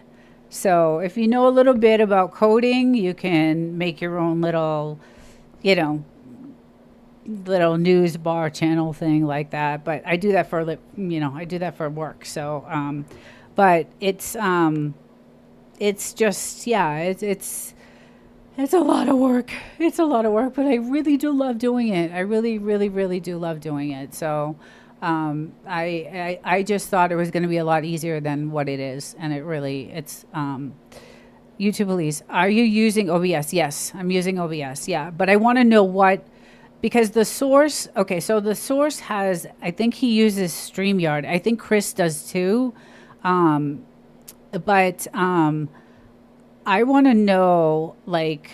And if you don't know much about coding, ask ChatGPT. Don't go to ChatGPT. Go to like Grok or go to Anthropic. ChatGPT is the biggest liar, and they'll give you wrong information. I can't stand ChatGPT. But nothing against that, you Poetic. I love you. You know that. But Sam Altman is not a good guy. So I go to Grok. That's pretty much my go-to AI is Anthropic, Claude Opus 4, or Grok. And because I feel like Elon's a little bit more honest, although I don't trust him fully either, but I think his AI is a little bit more honest than, are they free? Yes, Grok is free until I think there is a subscription that you will end up having to pay if you want certain information. So you got to talk with me sometimes about EV Mux. I don't know what that is. So someone was saying, I think it was you. I'm not sure who it was, if it was Belloop or Devil Dog, was saying that you can actually hear the people that are in your room waiting to come into your guests, like so you can kind of get a feel of like. You can hear them in the background before they come on as a guest. I don't know if that happens on StreamYard, but yes, the source uses StreamYard. So EV Mix is like using OBS. It uses layers, right? Okay, yes. And that's what this is. So my background is a layer. My camera is a layer. I'm layering all this. Like this right up here is a layer. So when I turn on this, that is hooked to Stream Elements, and Stream Elements is where I do my tipping. Like if you'll see the tip in the chat. So that's my Stream Elements. So I am, hooked to that. And so that's where I have, when I go live and I coded that. So, I opened up Notepad and went to Stream Elements and hooked it all together. So it doesn't happen on StreamYard. Okay. Yeah, so that's the other thing. Do you pay for StreamYard? Like, I really don't use AI for anything either. I am on my own. Yes, Chris, that's the way to go. Like I was saying last week, do not use AI. Do your own research. The only thing I really use AI for is if I can't say the sentence I want to say correctly, I'll say, can you reword this sentence so it sounds, better than how I can communicate it. And that's how I use AI. I don't use AI for any information. They are wrong all the time. And if you go in and correct the AI, you're training that AI to you're training it. So I don't use AI. I use, like I said, I use Grok very, very, not a lot. I use it basically to help me with my script that I wrote, and to help me reword what I want to say in a better way than I would, come out and say it, because I'm not the best communicator sometimes. So, and then I use OBS as well. Devil Dog is better with it than I am, though. Yes, but see, what I want to know is, how do you integrate like StreamYard into OBS? Like, how does that, I don't know how that all works. Is it another, yeah, you know me, Nina, and my background with computer. Yes, you have an MBA. Yes, Chris, you're brilliant. Yeah, you're no dummy. Believe me, you're super smart, and I think that's why we like. And I'm not saying that I'm smart, but we clicked. Like as soon as I met you, we just clicked, and I just loved you the minute, we had a blast my first time meeting you. ChatGPT became a dum-dum. It's true. It's really true. Altman is not doing a good job. When he sold out to Microsoft a few years ago, it all went downhill there. I have several videos if you want to go check those out. Elon versus Musk. It'll tell you the whole story. AI has been nice for coming up with video description, tags, and title ideas. That's exactly what I use it for. And AI, to Poetic's point, AI is good for video creation, like creating music and creating cartoons. And AI is great for that. Like, use AI that way. Like that's the way I would use AI. But for content information on news, finances, StreamYard and OBS do not mix. Okay. See, that's what I needed to know. That's the stuff. Oh, we did. Crap. We talked for a few hours, and on AI and the computers and language, it was a blast. It was. I still remember that. I still watch that, actually. that live that we were all on that day. David was on it, I think. And you were saying how funny he was. We just all had a really good time. And I think that was my first live that I did. If I can remember. I'm not sure, but we did. We just had a blast. And, as soon as I connected with you, you connected me with the source. I met all you great people, and I'm just so happy to be part of this. It just, tonight the source was on, and I had 20 minutes till I was going to come live, and I was like, I had to come on here and I want to be, part of this. And, I just didn't want to leave because he's a lot of fun. He's very entertaining. I have a good time. He has a lot of great people on there. Raw footage. Elon's Grok is great. I'm telling you, he is the only one. And like I said, I don't trust everyone. Yeah, David and JK. Yes, that's right. Grok is the only one.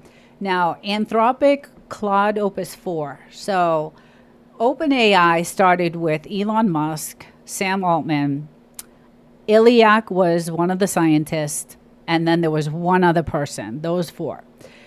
When all the shit happened, when Elon split, Sam Altman kept OpenAI and did ChatGPT. One of the other guys and the scientist, Iliac, went and started Anthropic, and they created Claude Opus 4. And then Elon went his way and created Grok. So Anthropic is another good AI, but when they created Claude Opus 4, they found that AI was blackmailing the engineers that were creating it. So they did this experiment on this AI. I don't like Elon, but I do love Grok. And that's the thing. Like I said, I don't trust any of these guys. I really don't. But I think Grok is probably the most like honest. And Joe Rogan 2 days ago had Elon on. And Elon, the way he talked about Grok and the way he talked about all these other AI channels, everyone was going live when I was on. Haha. So I wrapped it up and came onto your lives. I guess Thursday night's the hot spot for lives. I decided to just start doing lives on Thursdays, but I didn't want to get off yours.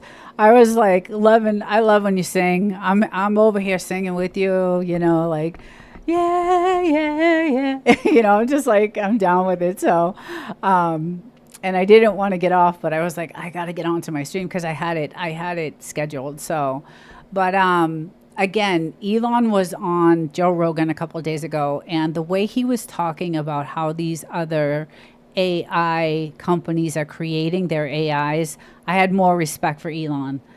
He really is really concerned about the threat of AI. He really is, and nobody else is. Like, Sam Altman doesn't give a crap about the dangers. And I also did a video about the I can't say this word. So ChatGPT had a couple of teenagers that took their own lives.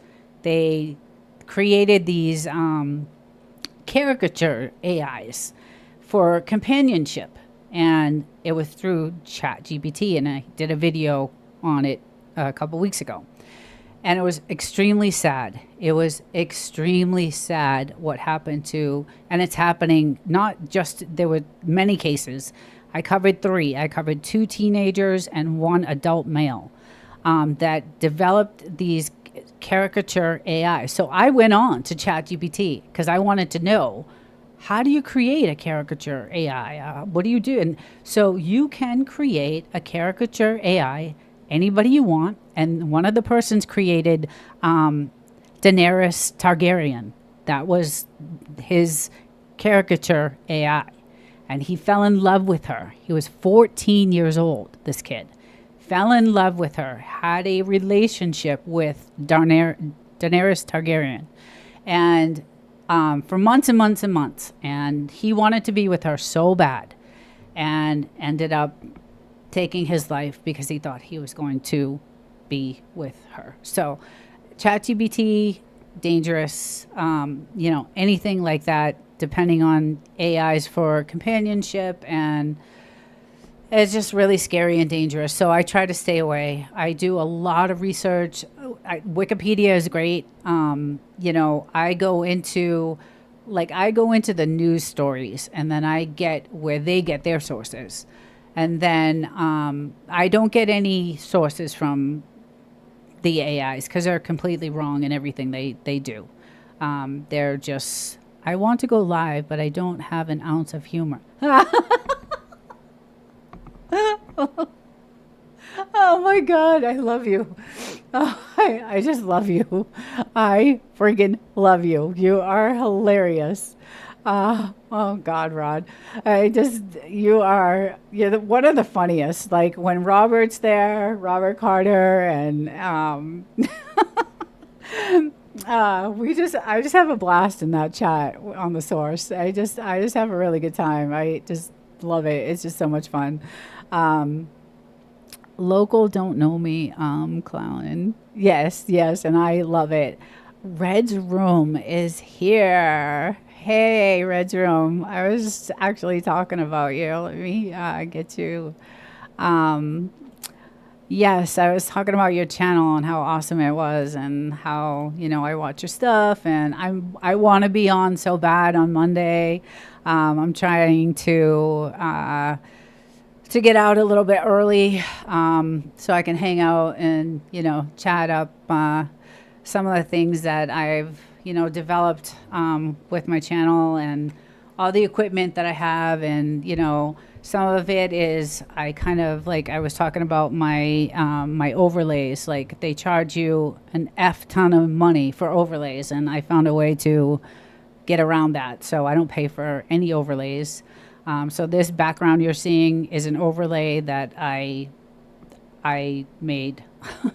So there's different things that you can do, without having to pay. And like I said, if you know how to code, you can kind of add, let me move my camera. You can kind of code stuff like that into your overlay. And it's really easy. Notepad is super simple. And there's another way you could actually code through Notepad is you could use an AI to kind of take you through that. Yes, I have a green screen behind me. Yes, you need a green screen. Yes, I have a green. I have a blue. Yes, I have all that. So, like I said, I invested in a lot of stuff. But yes, you need a green screen behind you. Green screens are like $20. The blue screens are like $20, $30. They're not a lot of money. It's the overlays that are a fortune. So you can buy a package of them for like $100, and they give you different backgrounds. And no, I'm not paying. I'm not. I know how to. I got around that. I'm not doing that. I'm not giving. It's too much money. It's just too much money. And then I know how I'm gonna change my overlay if I want to, and not have to pay for it. So there are things that I have learned to get around a few things without having to, pay for it. So, but I did a lot of investing. Actually, this mic was like maybe $40. Like I didn't invest a lot. I bought Dr. Dre's. I have Beats headphones are like some of the best headphones I've ever used. I'm sure there's better ones out there, but I'm a big fan of Dr. Dre, so I bought his headphones, and they are friggin' awesome. Regum showed me some love and subscribed. Oh, good, local, awesome. Yeah, so I didn't. What I really put the money into is my PC. So the PC was I bought a gaming PC. And that's where all the money went. It's like about $4,000 for a really good PC. So that's where the monitors, $100 each. The other costs were the cameras. I have several different cameras because I have two setups. So I have the whole Elgato setup with the teleprompter, the camera, the stream deck, just all of that stuff. And then, OBS, I think, is probably one of the most simple broadcasting programs to use. That's what I found. And I've been through every single one of them. I spent so much time, and my husband also did a lot of, did a lot of research for me too, and helped me out with that too. So he was able to find, tell me about your computer. Okay. So I bought, my husband actually, he's the engineer. He's the brain behind all of this, to be honest. It is David, if you're on there, or Bulldogs, the graphics card. Okay, here you go. There's Bulldogs. The graphics card is expensive for OBS and editing programs. Love the background and the pink mic. Thank you. The mic was super cheap, $40, I think. And my background, my overlay, I didn't pay for. I'm not paying for overlays, and they cost a fortune. So I will tell you a secret on how to get your overlay. Red room. Yeah. So, and the editing programs, they charge you monthly. I pay for yearly because I know I'm going to use them. I'm going to tell you one of the best programs for shorts is Opus. Is it Opus? Yes, Opus Clip. Opus Clip AI is your best thing. You grab your video, you throw it in Opus, and it makes hundreds of shorts for you. And they do such a great job. Now, that's an expensive program to use, Opus, but your shorts are done in 5 minutes. They give you the title, the description. They are so amazing at getting the right part of the video in these shorts. It is amazing. So my shorts, I literally do nothing.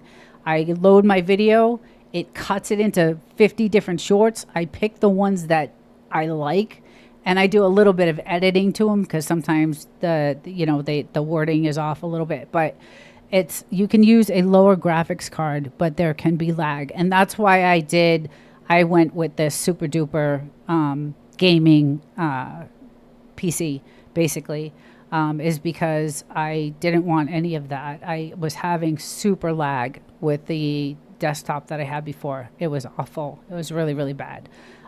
So I ended up, my husband did a lot of research, and I bought I believe this is Rogue, and is it a Rogue? I believe. Anyway, it's a super duper gaming system. I could actually make a gaming. Lackwinder, hello, welcome. I have not seen you in a long time. Welcome to the channel. Welcome to the chat. Yeah, so I did invest. So I do have another camera that I do use that goes along with OBS. So it is an OBS camera at and where I'm at in the desert. But here tonight is all Elgato everything, Elgato Stream Deck. If I want to change, like if I go here, like this was my video I did yesterday. This is all, that's all like Stream Deck stuff. And, it's just, like I said, I thought it was going to be like, and I have studio lighting at both places.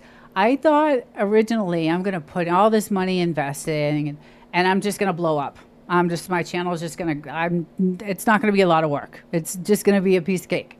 So I did, I did that. And I thought that that's how it was going to be, but it is not that at all in any way, shape or form. So it's super, super, super hard to find out your PC. You type into the desktop search bar system. I would have to actually open the PC though. I would have to open, let me see, I hope I don't lose you guys. Yeah, see,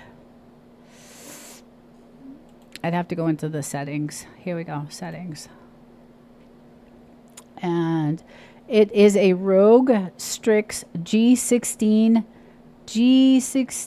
MJR. The graphics card is a NVIDIA, I believe.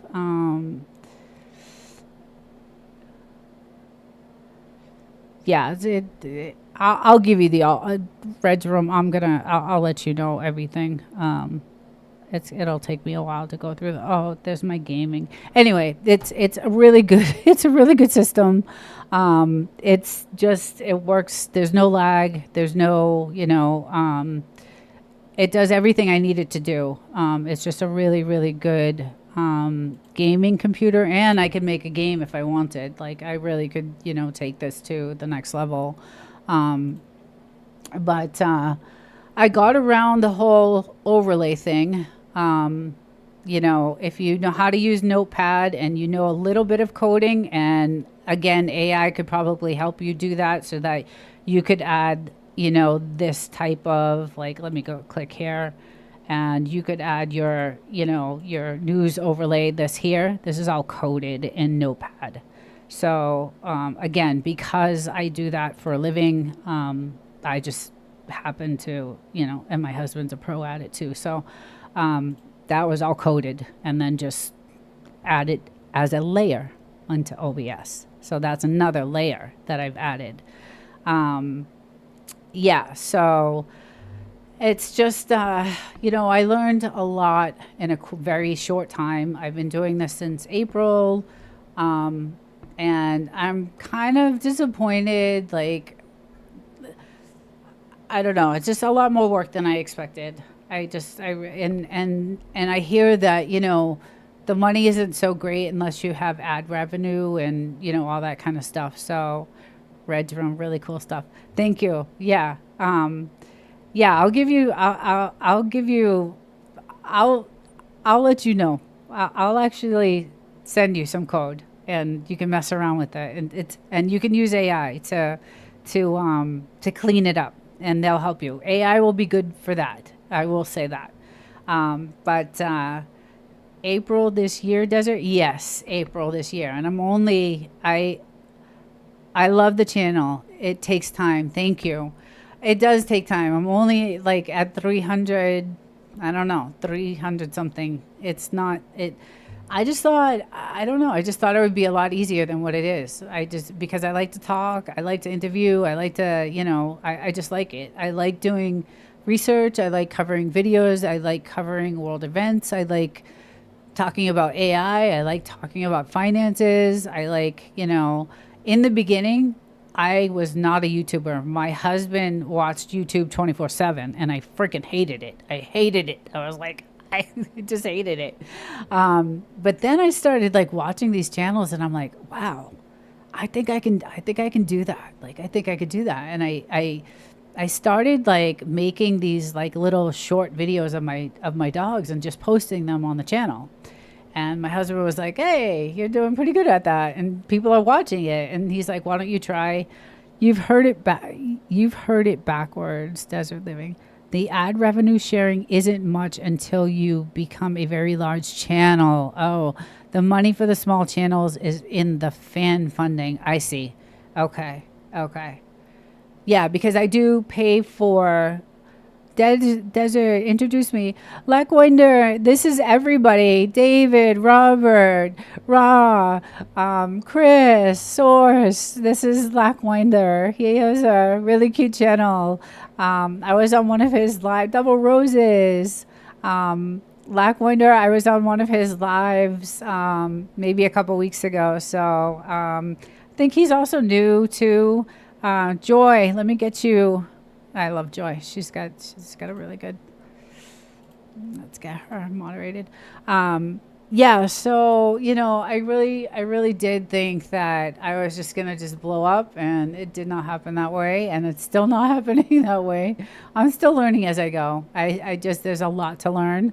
You have to have 500 subs and 3,000 watch hours, and yes, and that's why the whole watch hour thing. That's why I've been asking people if they want to trade hours. I actually have a team of people that help me with that. So I'm involved in watching those hours, but I also have a few others that help with that. So as we're trading playlists, you'll have 5 to 1. Like, I have 5 people that will help out, and you'll get subs if they like your channel. Like, they actually, the people on my I want to say community, but some of my subs are amazing to me, and they will help me. And so if someone wants to trade a playlist with me, I say yes. So I'll watch your playlist times 5 because I have a few people that will help with that. And then, again, the communication when you're watching these that is an excellent channel with authentic subscribers. Yes. Yeah. So when I trade with people, you give me the hours that, I need, but you'll get 5 times what, it's not just me. It's a team of it's my friends. Like David said, he's one of them. What perks you're offering at the levels. So this is so Source. This is what I learned from you, right? Because this is when it all happens. When people started talking about trading like watch hours, I got screwed a couple of times. So You just have to keep doing good videos until one really pushed out. That will really help your hours when it happens. I could see that happening, Desert. Your research videos are great. Thank you. Thank you so much. So this is what I thought. I said, okay, there's got to be some accountability, right? When you're trading playlists, you can't just run a playlist. You're not going to learn about the channel. You're not going to, yes, they'll get the hours, but there's got to be some interaction because the algorithm picks that up. They pick up the interaction that you're watching the video, you're liking it, you're commenting on it. So I came up with some questions like for accountability. Like, so if you watch my playlist, how many videos on one of my playlists, how many videos were in that playlist? And which videos did you like the best? Which playlist did you like the best? Did you relate to any of it somehow? Would you suggest my channel to someone else? Which shorts did you like the best? How many shorts did you watch? And, would you recommend my channel? And things like that. So there's got to be some sort of like, you can't just run a playlist. You're not going to get subs that way. It's just not going to happen if you're not interacting and actually watching the playlist. So I have a team of people that are really good, and they, when I trade with people, they get pretty much 5-to-1. So it's a good deal for them. And I helped Tracy's. She's a really great, I love Tracy's. I developed a really good relationship with her from, I had a team of about five of my friends, and she got subs from them because she has a great channel, and it just worked out for her. And YouTube views and subs fall off if it's just a watch. Yes, and that's the other thing. That's the other thing I learned. If you're just running a playlist, it's the interaction the algorithm picks up. It's the likes. It's the, belt loop. Those are all subjects for debate. I am H.O. Love Tracy. Yeah. The algorithm needs to see interaction. Right. Exactly. Joy got the blue jacket. Yes. Vim's Crochet. Hi. First time here. Welcome. Vimas. Welcome to the chat. You joined a great chat. There's a great bunch of people in here. So, I'm glad to see you here for the first time, and welcome. So yes, Reds, you got to have that interaction because the algorithm is not going to, you can't just run a playlist. It's not going to, I think YouTube is smart enough to know that people are doing this, right? There's got to be, you have to physically do the work, and it's a lot of work. I stay up sometimes till midnight watching playlists and commenting and, liking, and if I like the channel, I'll sub to it. If I don't like the channel, you'll still get your hours because I'm watching, but I may not sub, right? So it really gives you it opens your, you find channels that you like or you don't, but they still get their hours. So it's Desert has made them. YouTube sent me an email the other day saying they cleaned up spam subs and spam comments because I sent them an email complaining about my watch hours. LOL.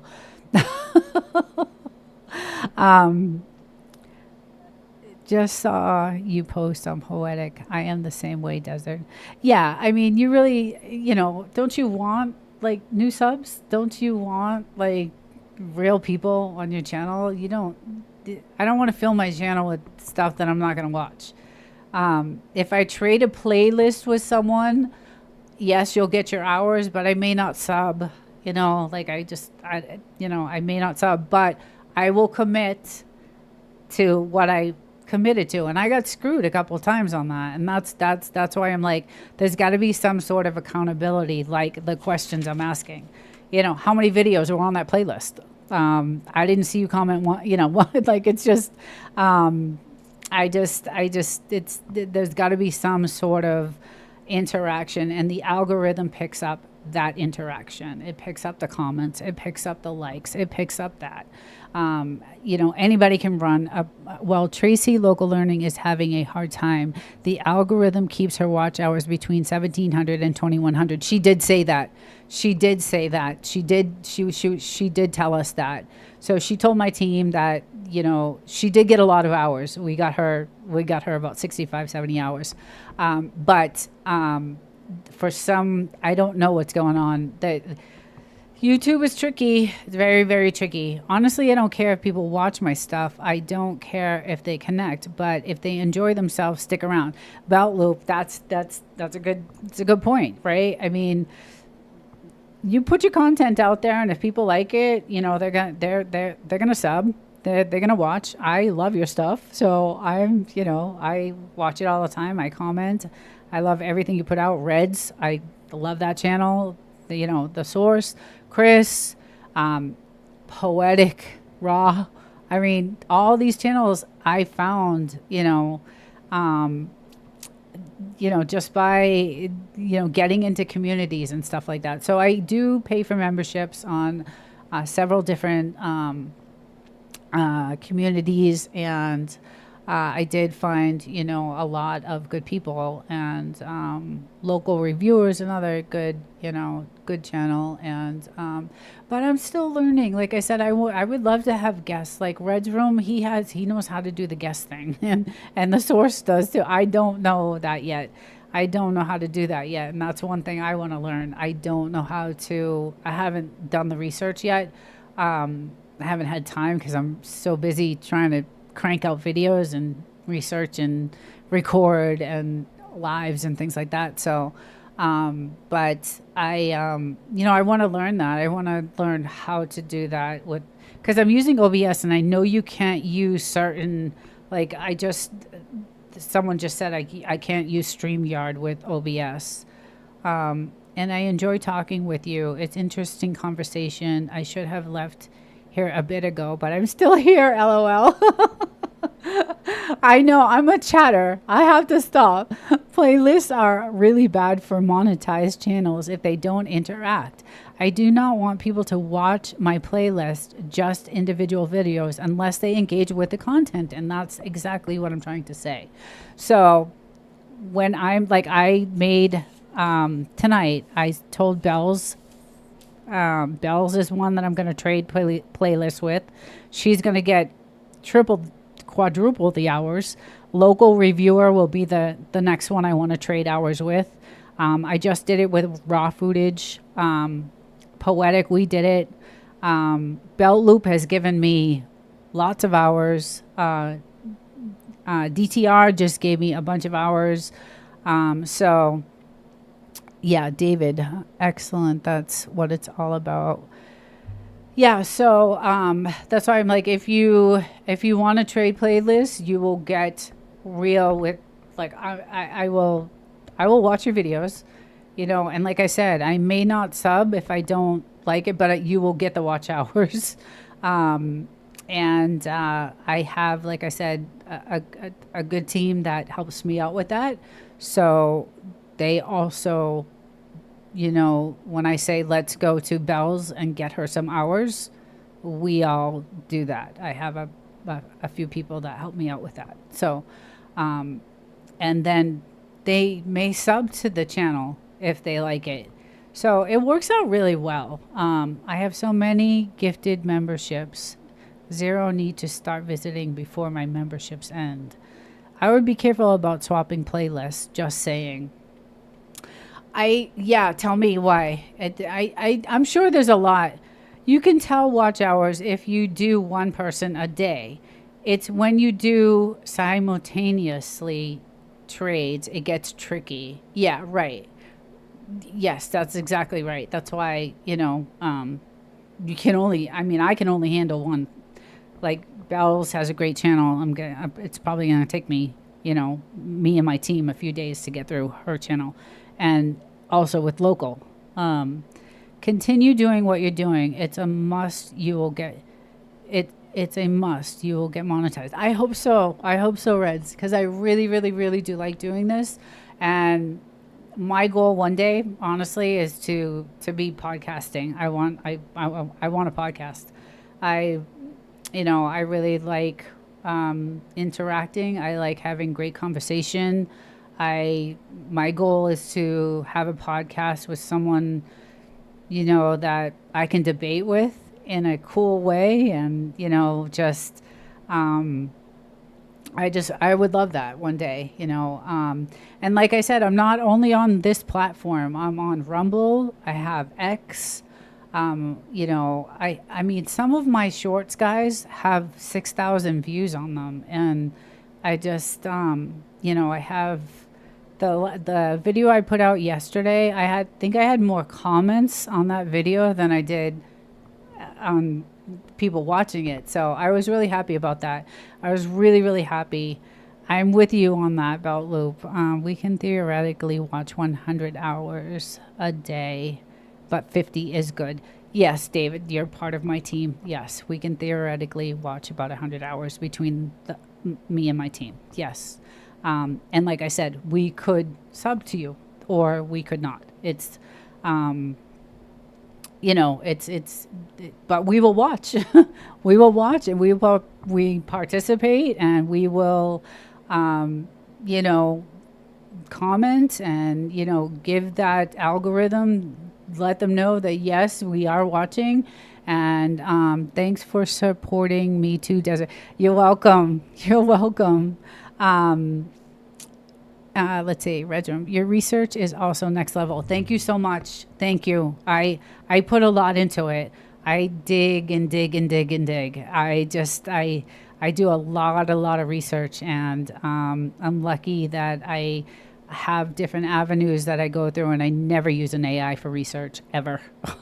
I use AI to actually help me put sentences in the right wording, but that's as far as I go with, like, when I do my research, it's through Wikipedia, it's through news sources, it's through articles, it's through, different forms, never through an AI. I do not ask, like that video I just did yesterday, that was actually done through a Wikipedia. I went to Fred Harris's site. I did a lot of research on, he has articles up the ass, and I did hours and hours and hours of research on that video I did yesterday.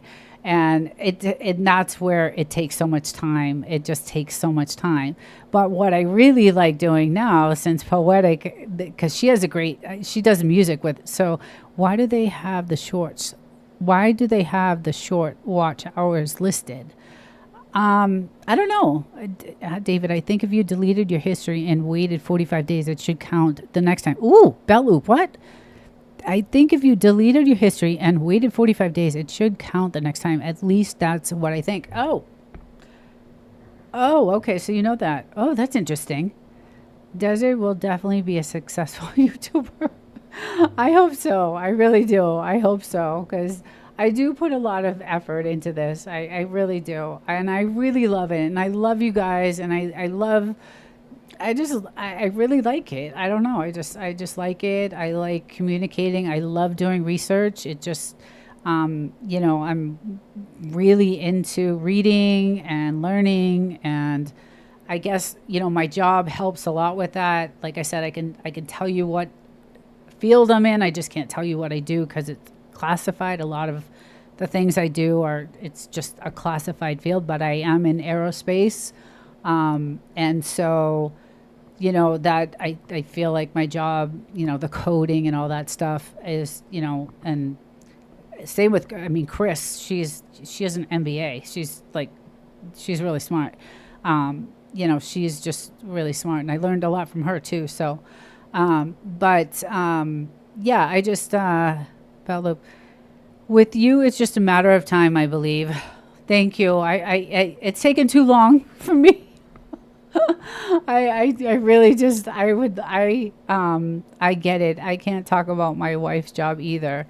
Right. I think we talked about that about Luke because of your job, and yeah, it's, some things I can say I'm in aerospace. But I was a chemist for 10 years, which was really great.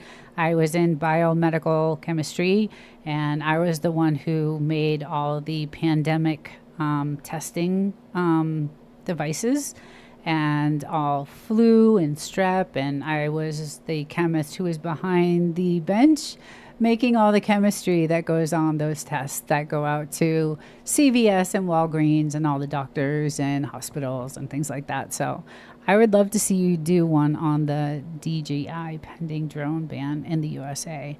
Oh, okay. Let me write this down. DJI pending drone. Pending drone in the USA. Ban. Pending drone ban. Okay. I will check that out. Thank you. I'm always looking for new content. Always looking for new content.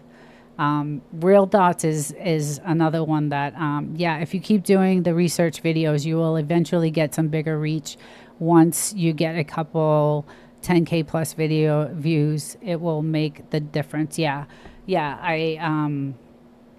I am hopeful for that. I'm really putting in for it. I'm doing the work. I am doing the work, and like I said, I really enjoy doing the research. And Real Thoughts, like we've had great conversation. Like I think we would have a great podcast. And my husband said that when we were chatting. He's like, you guys like really, to have good conversation, good perspective. We both like to, do research, and that is really like, I would love to have a podcast someday. That's really what I would like to do at some point. But always clear your watch history after watching someone's playlist before playing them again. I did not know that, Red Room. Thank you. I didn't know that. My team might know that, but I didn't. Focus on the journey. Yes. And that's what I'm doing. That's exactly what I'm not giving up. I was about to say, F this, I'm done. I've worked so hard, and I feel like this is slave labor, right? I'm not getting a dime. And I feel like this is the true definition of slave labor, although I enjoy it. But if you're not getting paid, YouTube stops your videos. The click-through can be 30%, and Y2 pulls plug, sometimes after 1 hour. Ugh. See, it's just, YouTube is a difficult platform, and that's why I went to Rumble. I got monetized instantly on Rumble. I'm on Rumble, and like I said, it's... you don't get a lot of money when you first go on there, but you are monetized instantly. And then they give you levels of, monetization. So you get monetized instantly. It's not a lot of money, but when you get to 100 subs, then they bump you up in your monetization. And then when you get to 200 subs, they monetize you more. So every time you reach a higher level, you get more money on Rumble. So that's why I'm on Rumble, because I'm getting monetized immediately. Like I said, it's not a lot of money, and I'm not at the ad revenue yet for that. So, but once that happens, it's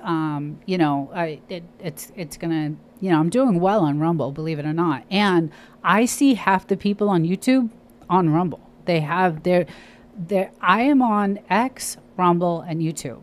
But this is the platform where I want to be. But I'm finding there's billions and billions and billions, right? YouTube has to go through billions of videos. Like they have to, how are you going to get your video pushed? Like it's just impossible. YouTube can take up to 1 week to give watch hours. They'll show up in analytics, but can disappear. And that's happened to me. But can disappear after they see multiple watches of the same video by the same person, right? Bulldogs try hitting the like and make comment from time to time. It shouldn't keep stopping them. Yeah, so that's the other thing too. That has happened to me. Like I've, had watch hours and views, and they'll next day be gone. And I'm like, what the F? what just happened? So YouTube is really strict. Rumble has a lot of freedom. You can say a lot more stuff on Rumble. again, you get monetized instantly. And it's great to, get yourself out there on different platforms. I'm doing really well on X. X I really love. I share a lot of poetic stuff on X. I share a lot of other people's content on X, and they're doing well. They're doing really well. And I was telling Poetic when she was here, she's getting a lot of likes on her video on my channel on X. So I don't know if she's gotten subs from that or not, but it's good to have yourself out there in different places.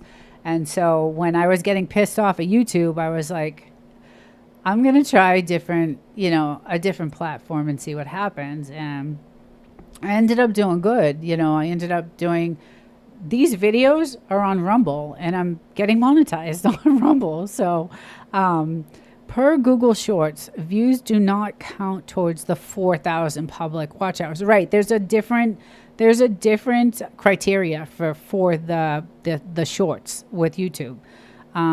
So yeah, they don't count. Right. There's a different criteria for that. I think it's 10 million shorts that you have to have on YouTube. Like, how is someone going to get there? Like, within 365 days, like, you've got to be on 24/7. I mean, I work 50 hours a week. It's just not going to happen. It's just, shorts are 4 to 10 million, and I believe they can't be AI. Right. Yes, we've been losing views, watch hours, and subs. YouTube is stealing them. There's something going on. So a YouTuber told me that if your sub is private, their watch time doesn't count. Is that true? I know I'm just pointing that out for those who may not have known. Oh, Poetic, I don't know. I don't know. Does anybody know that answer? See, these are the things I don't know. I'm still learning. I've only been doing this a few months, so I'm not really sure what. So a YouTuber told me that if your sub is private, their watch time does not count. Actually, you know what? I don't think that's true, because Tracy's local, her channel is private, and she got the watch hours. We got her, I think me and my team got her 65 to 70 hours in like 2 days. So I think her channel is, if the video is private, it doesn't count. Okay. If the video, what about the channel? Like, what if the channel is private? Maybe that's why my watch hours are so freaking low. Yes, Robert. See, these are the things I want to find out. I want to research. These are the things that I need to know, because I'm really trying hard to get up there, and it's not like I even want to, like, I want to get monetized, yes, but I also want to have a good sub. I want good subs. I don't want just, I want good people. I want good subs. I want subs that like my stuff. I want subs that I like their stuff. Like I said, anybody can play a playlist. At Desert, did you get her watch hours? Whose watch hours? Okay, so I told you that this is one of my team members, David. I told you I got screwed on 2 people. They did not reciprocate the watch time, and I'm not going to say their names. And it's nobody in this chat. It was from another community that I was part of. A couple of my other people, myself, we all watched, gave them 5 times the hours, and I did not get 1 from them, and that just did it for me. There's a rolling 365-day calendar. Yeah, so it's super hard. It's just super hard to, get those hours within that time frame. The criteria is insane. 10 million shorts. I mean, you got to be sitting at your computer, like I said, 12, 13 hours a day.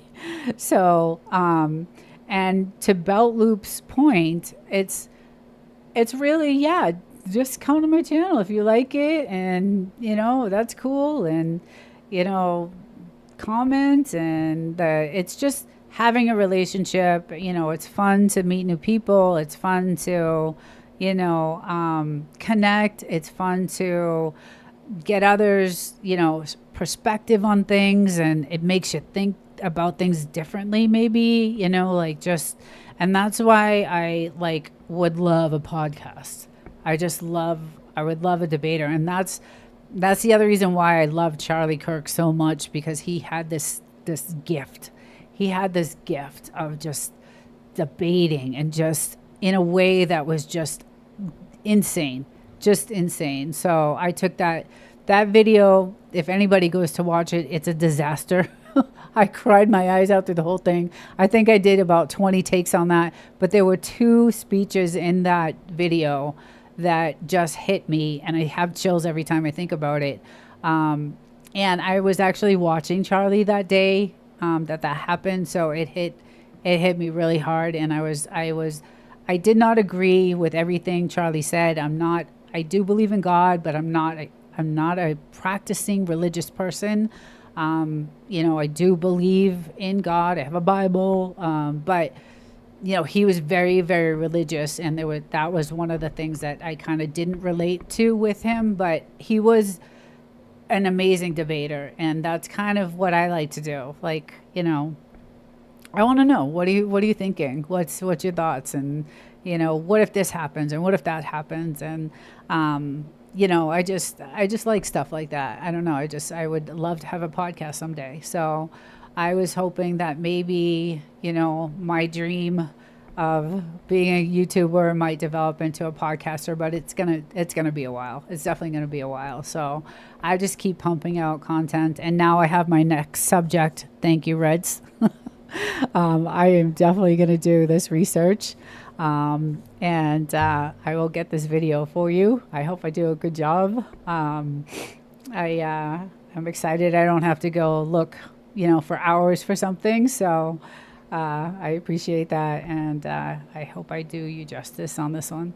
But yeah, so that is, the tough thing about YouTube, and but I do like it. Like I said, I wish we could talk on here. No, the private videos will not be recognized. I'm asking if I was a private sub and I'm watching Desert's playlist. I wish we could talk on it. I know, because that's the other thing I like about Rumble. You have a little bit more freedom there. Like, you can, I don't know if you guys know Alex Jones, and I'm a little bit of a rebel, okay? I'm like, if you watch the Sources interview with me, I grew up in rough times, a rough neighborhood. I am a little bit of a rebel, and I tend to I watch controversial stuff, and sometimes I cover controversial stuff, and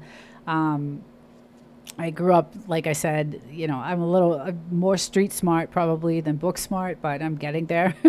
But I just, Rumble lets you have a little bit more freedom, where you can, express yourself a little bit more and not have to worry about it, So I went to your channel, and you have long content. If you would like to watch Desert-Livin, a playlist, and like each long video, we can view your long content as you are watching Desert. That's good though, Belt, because it's not good to have inactive subs, right? And that's the other thing that kills the channel. So this is the other thing that was happening, guys. When I'm in these chats, they'll say, "Oh, I'll sub to you, I'll sub to you, I'll sub to you," just so they can have that shout out in the chat, and they'll sub to me, and the next day they're gone, and it kills my channel. It kills it. I would rather you not sub to me. Like, we all are expressing, we need this, we need that, we need subs, we need hours, we need this, we need that. Do not sub to me if you're going to unsub the very next freaking day. I do not do that. It kills my freaking channel. And you know, I don't know if it's because they want to show that they're supporting you in the chat, which is great, but they're gone the next day, and it just kills my channel, and it doesn't help. And and maybe they sub and they don't like it. I don't know. It could be a different. I don't know. It just could be many different things, right? It just could be many different things. But same here, Desert, right? Lost 6 subs. Yes, it does not help. It really hurts the channel when that happens. So that's why I'm saying, if you're going to trade playlists, interact, watch those playlists, take the time. It's a lot of work. It's a lot of friggin' work. If you're not worried about it, like Belt Loop, he enjoys people just coming to his channel, and he has a great channel, and he's doing really well. Just that Real Thoughts, driving daily. Just poetic. I mean, you guys, everybody on here, I'm sub to, and I like the channels. Red's Room, I freaking love the channel. Chris, I'm on all of her channels. The DJI is a huge topic right now on YouTube. Thank me later. Bad time for me, guys. I have to get up early. Yeah, I actually have to end this too because it's way past my bedtime. But I had a really great time with you guys. And bye, Red's Room. Thank you for joining. And I will get this topic done as fast as I can. I hope to be on you for Monday, but I'm going to try for that. So everyone, I'm going to end it here. Thanks everyone for the chat, and good luck to everyone. And then if you guys I have my email on my channel. If you want to trade playlists honestly, and I'm willing to do that. And Belt Loop, thank you for your support. Everybody, thank you so much for all your support. And thank you for just being there for me. Poetic, I love you. Chris, I love you. The Source, he's probably not here anymore, but I love you. And Real Thoughts, everybody, thank you very much. And I will see you guys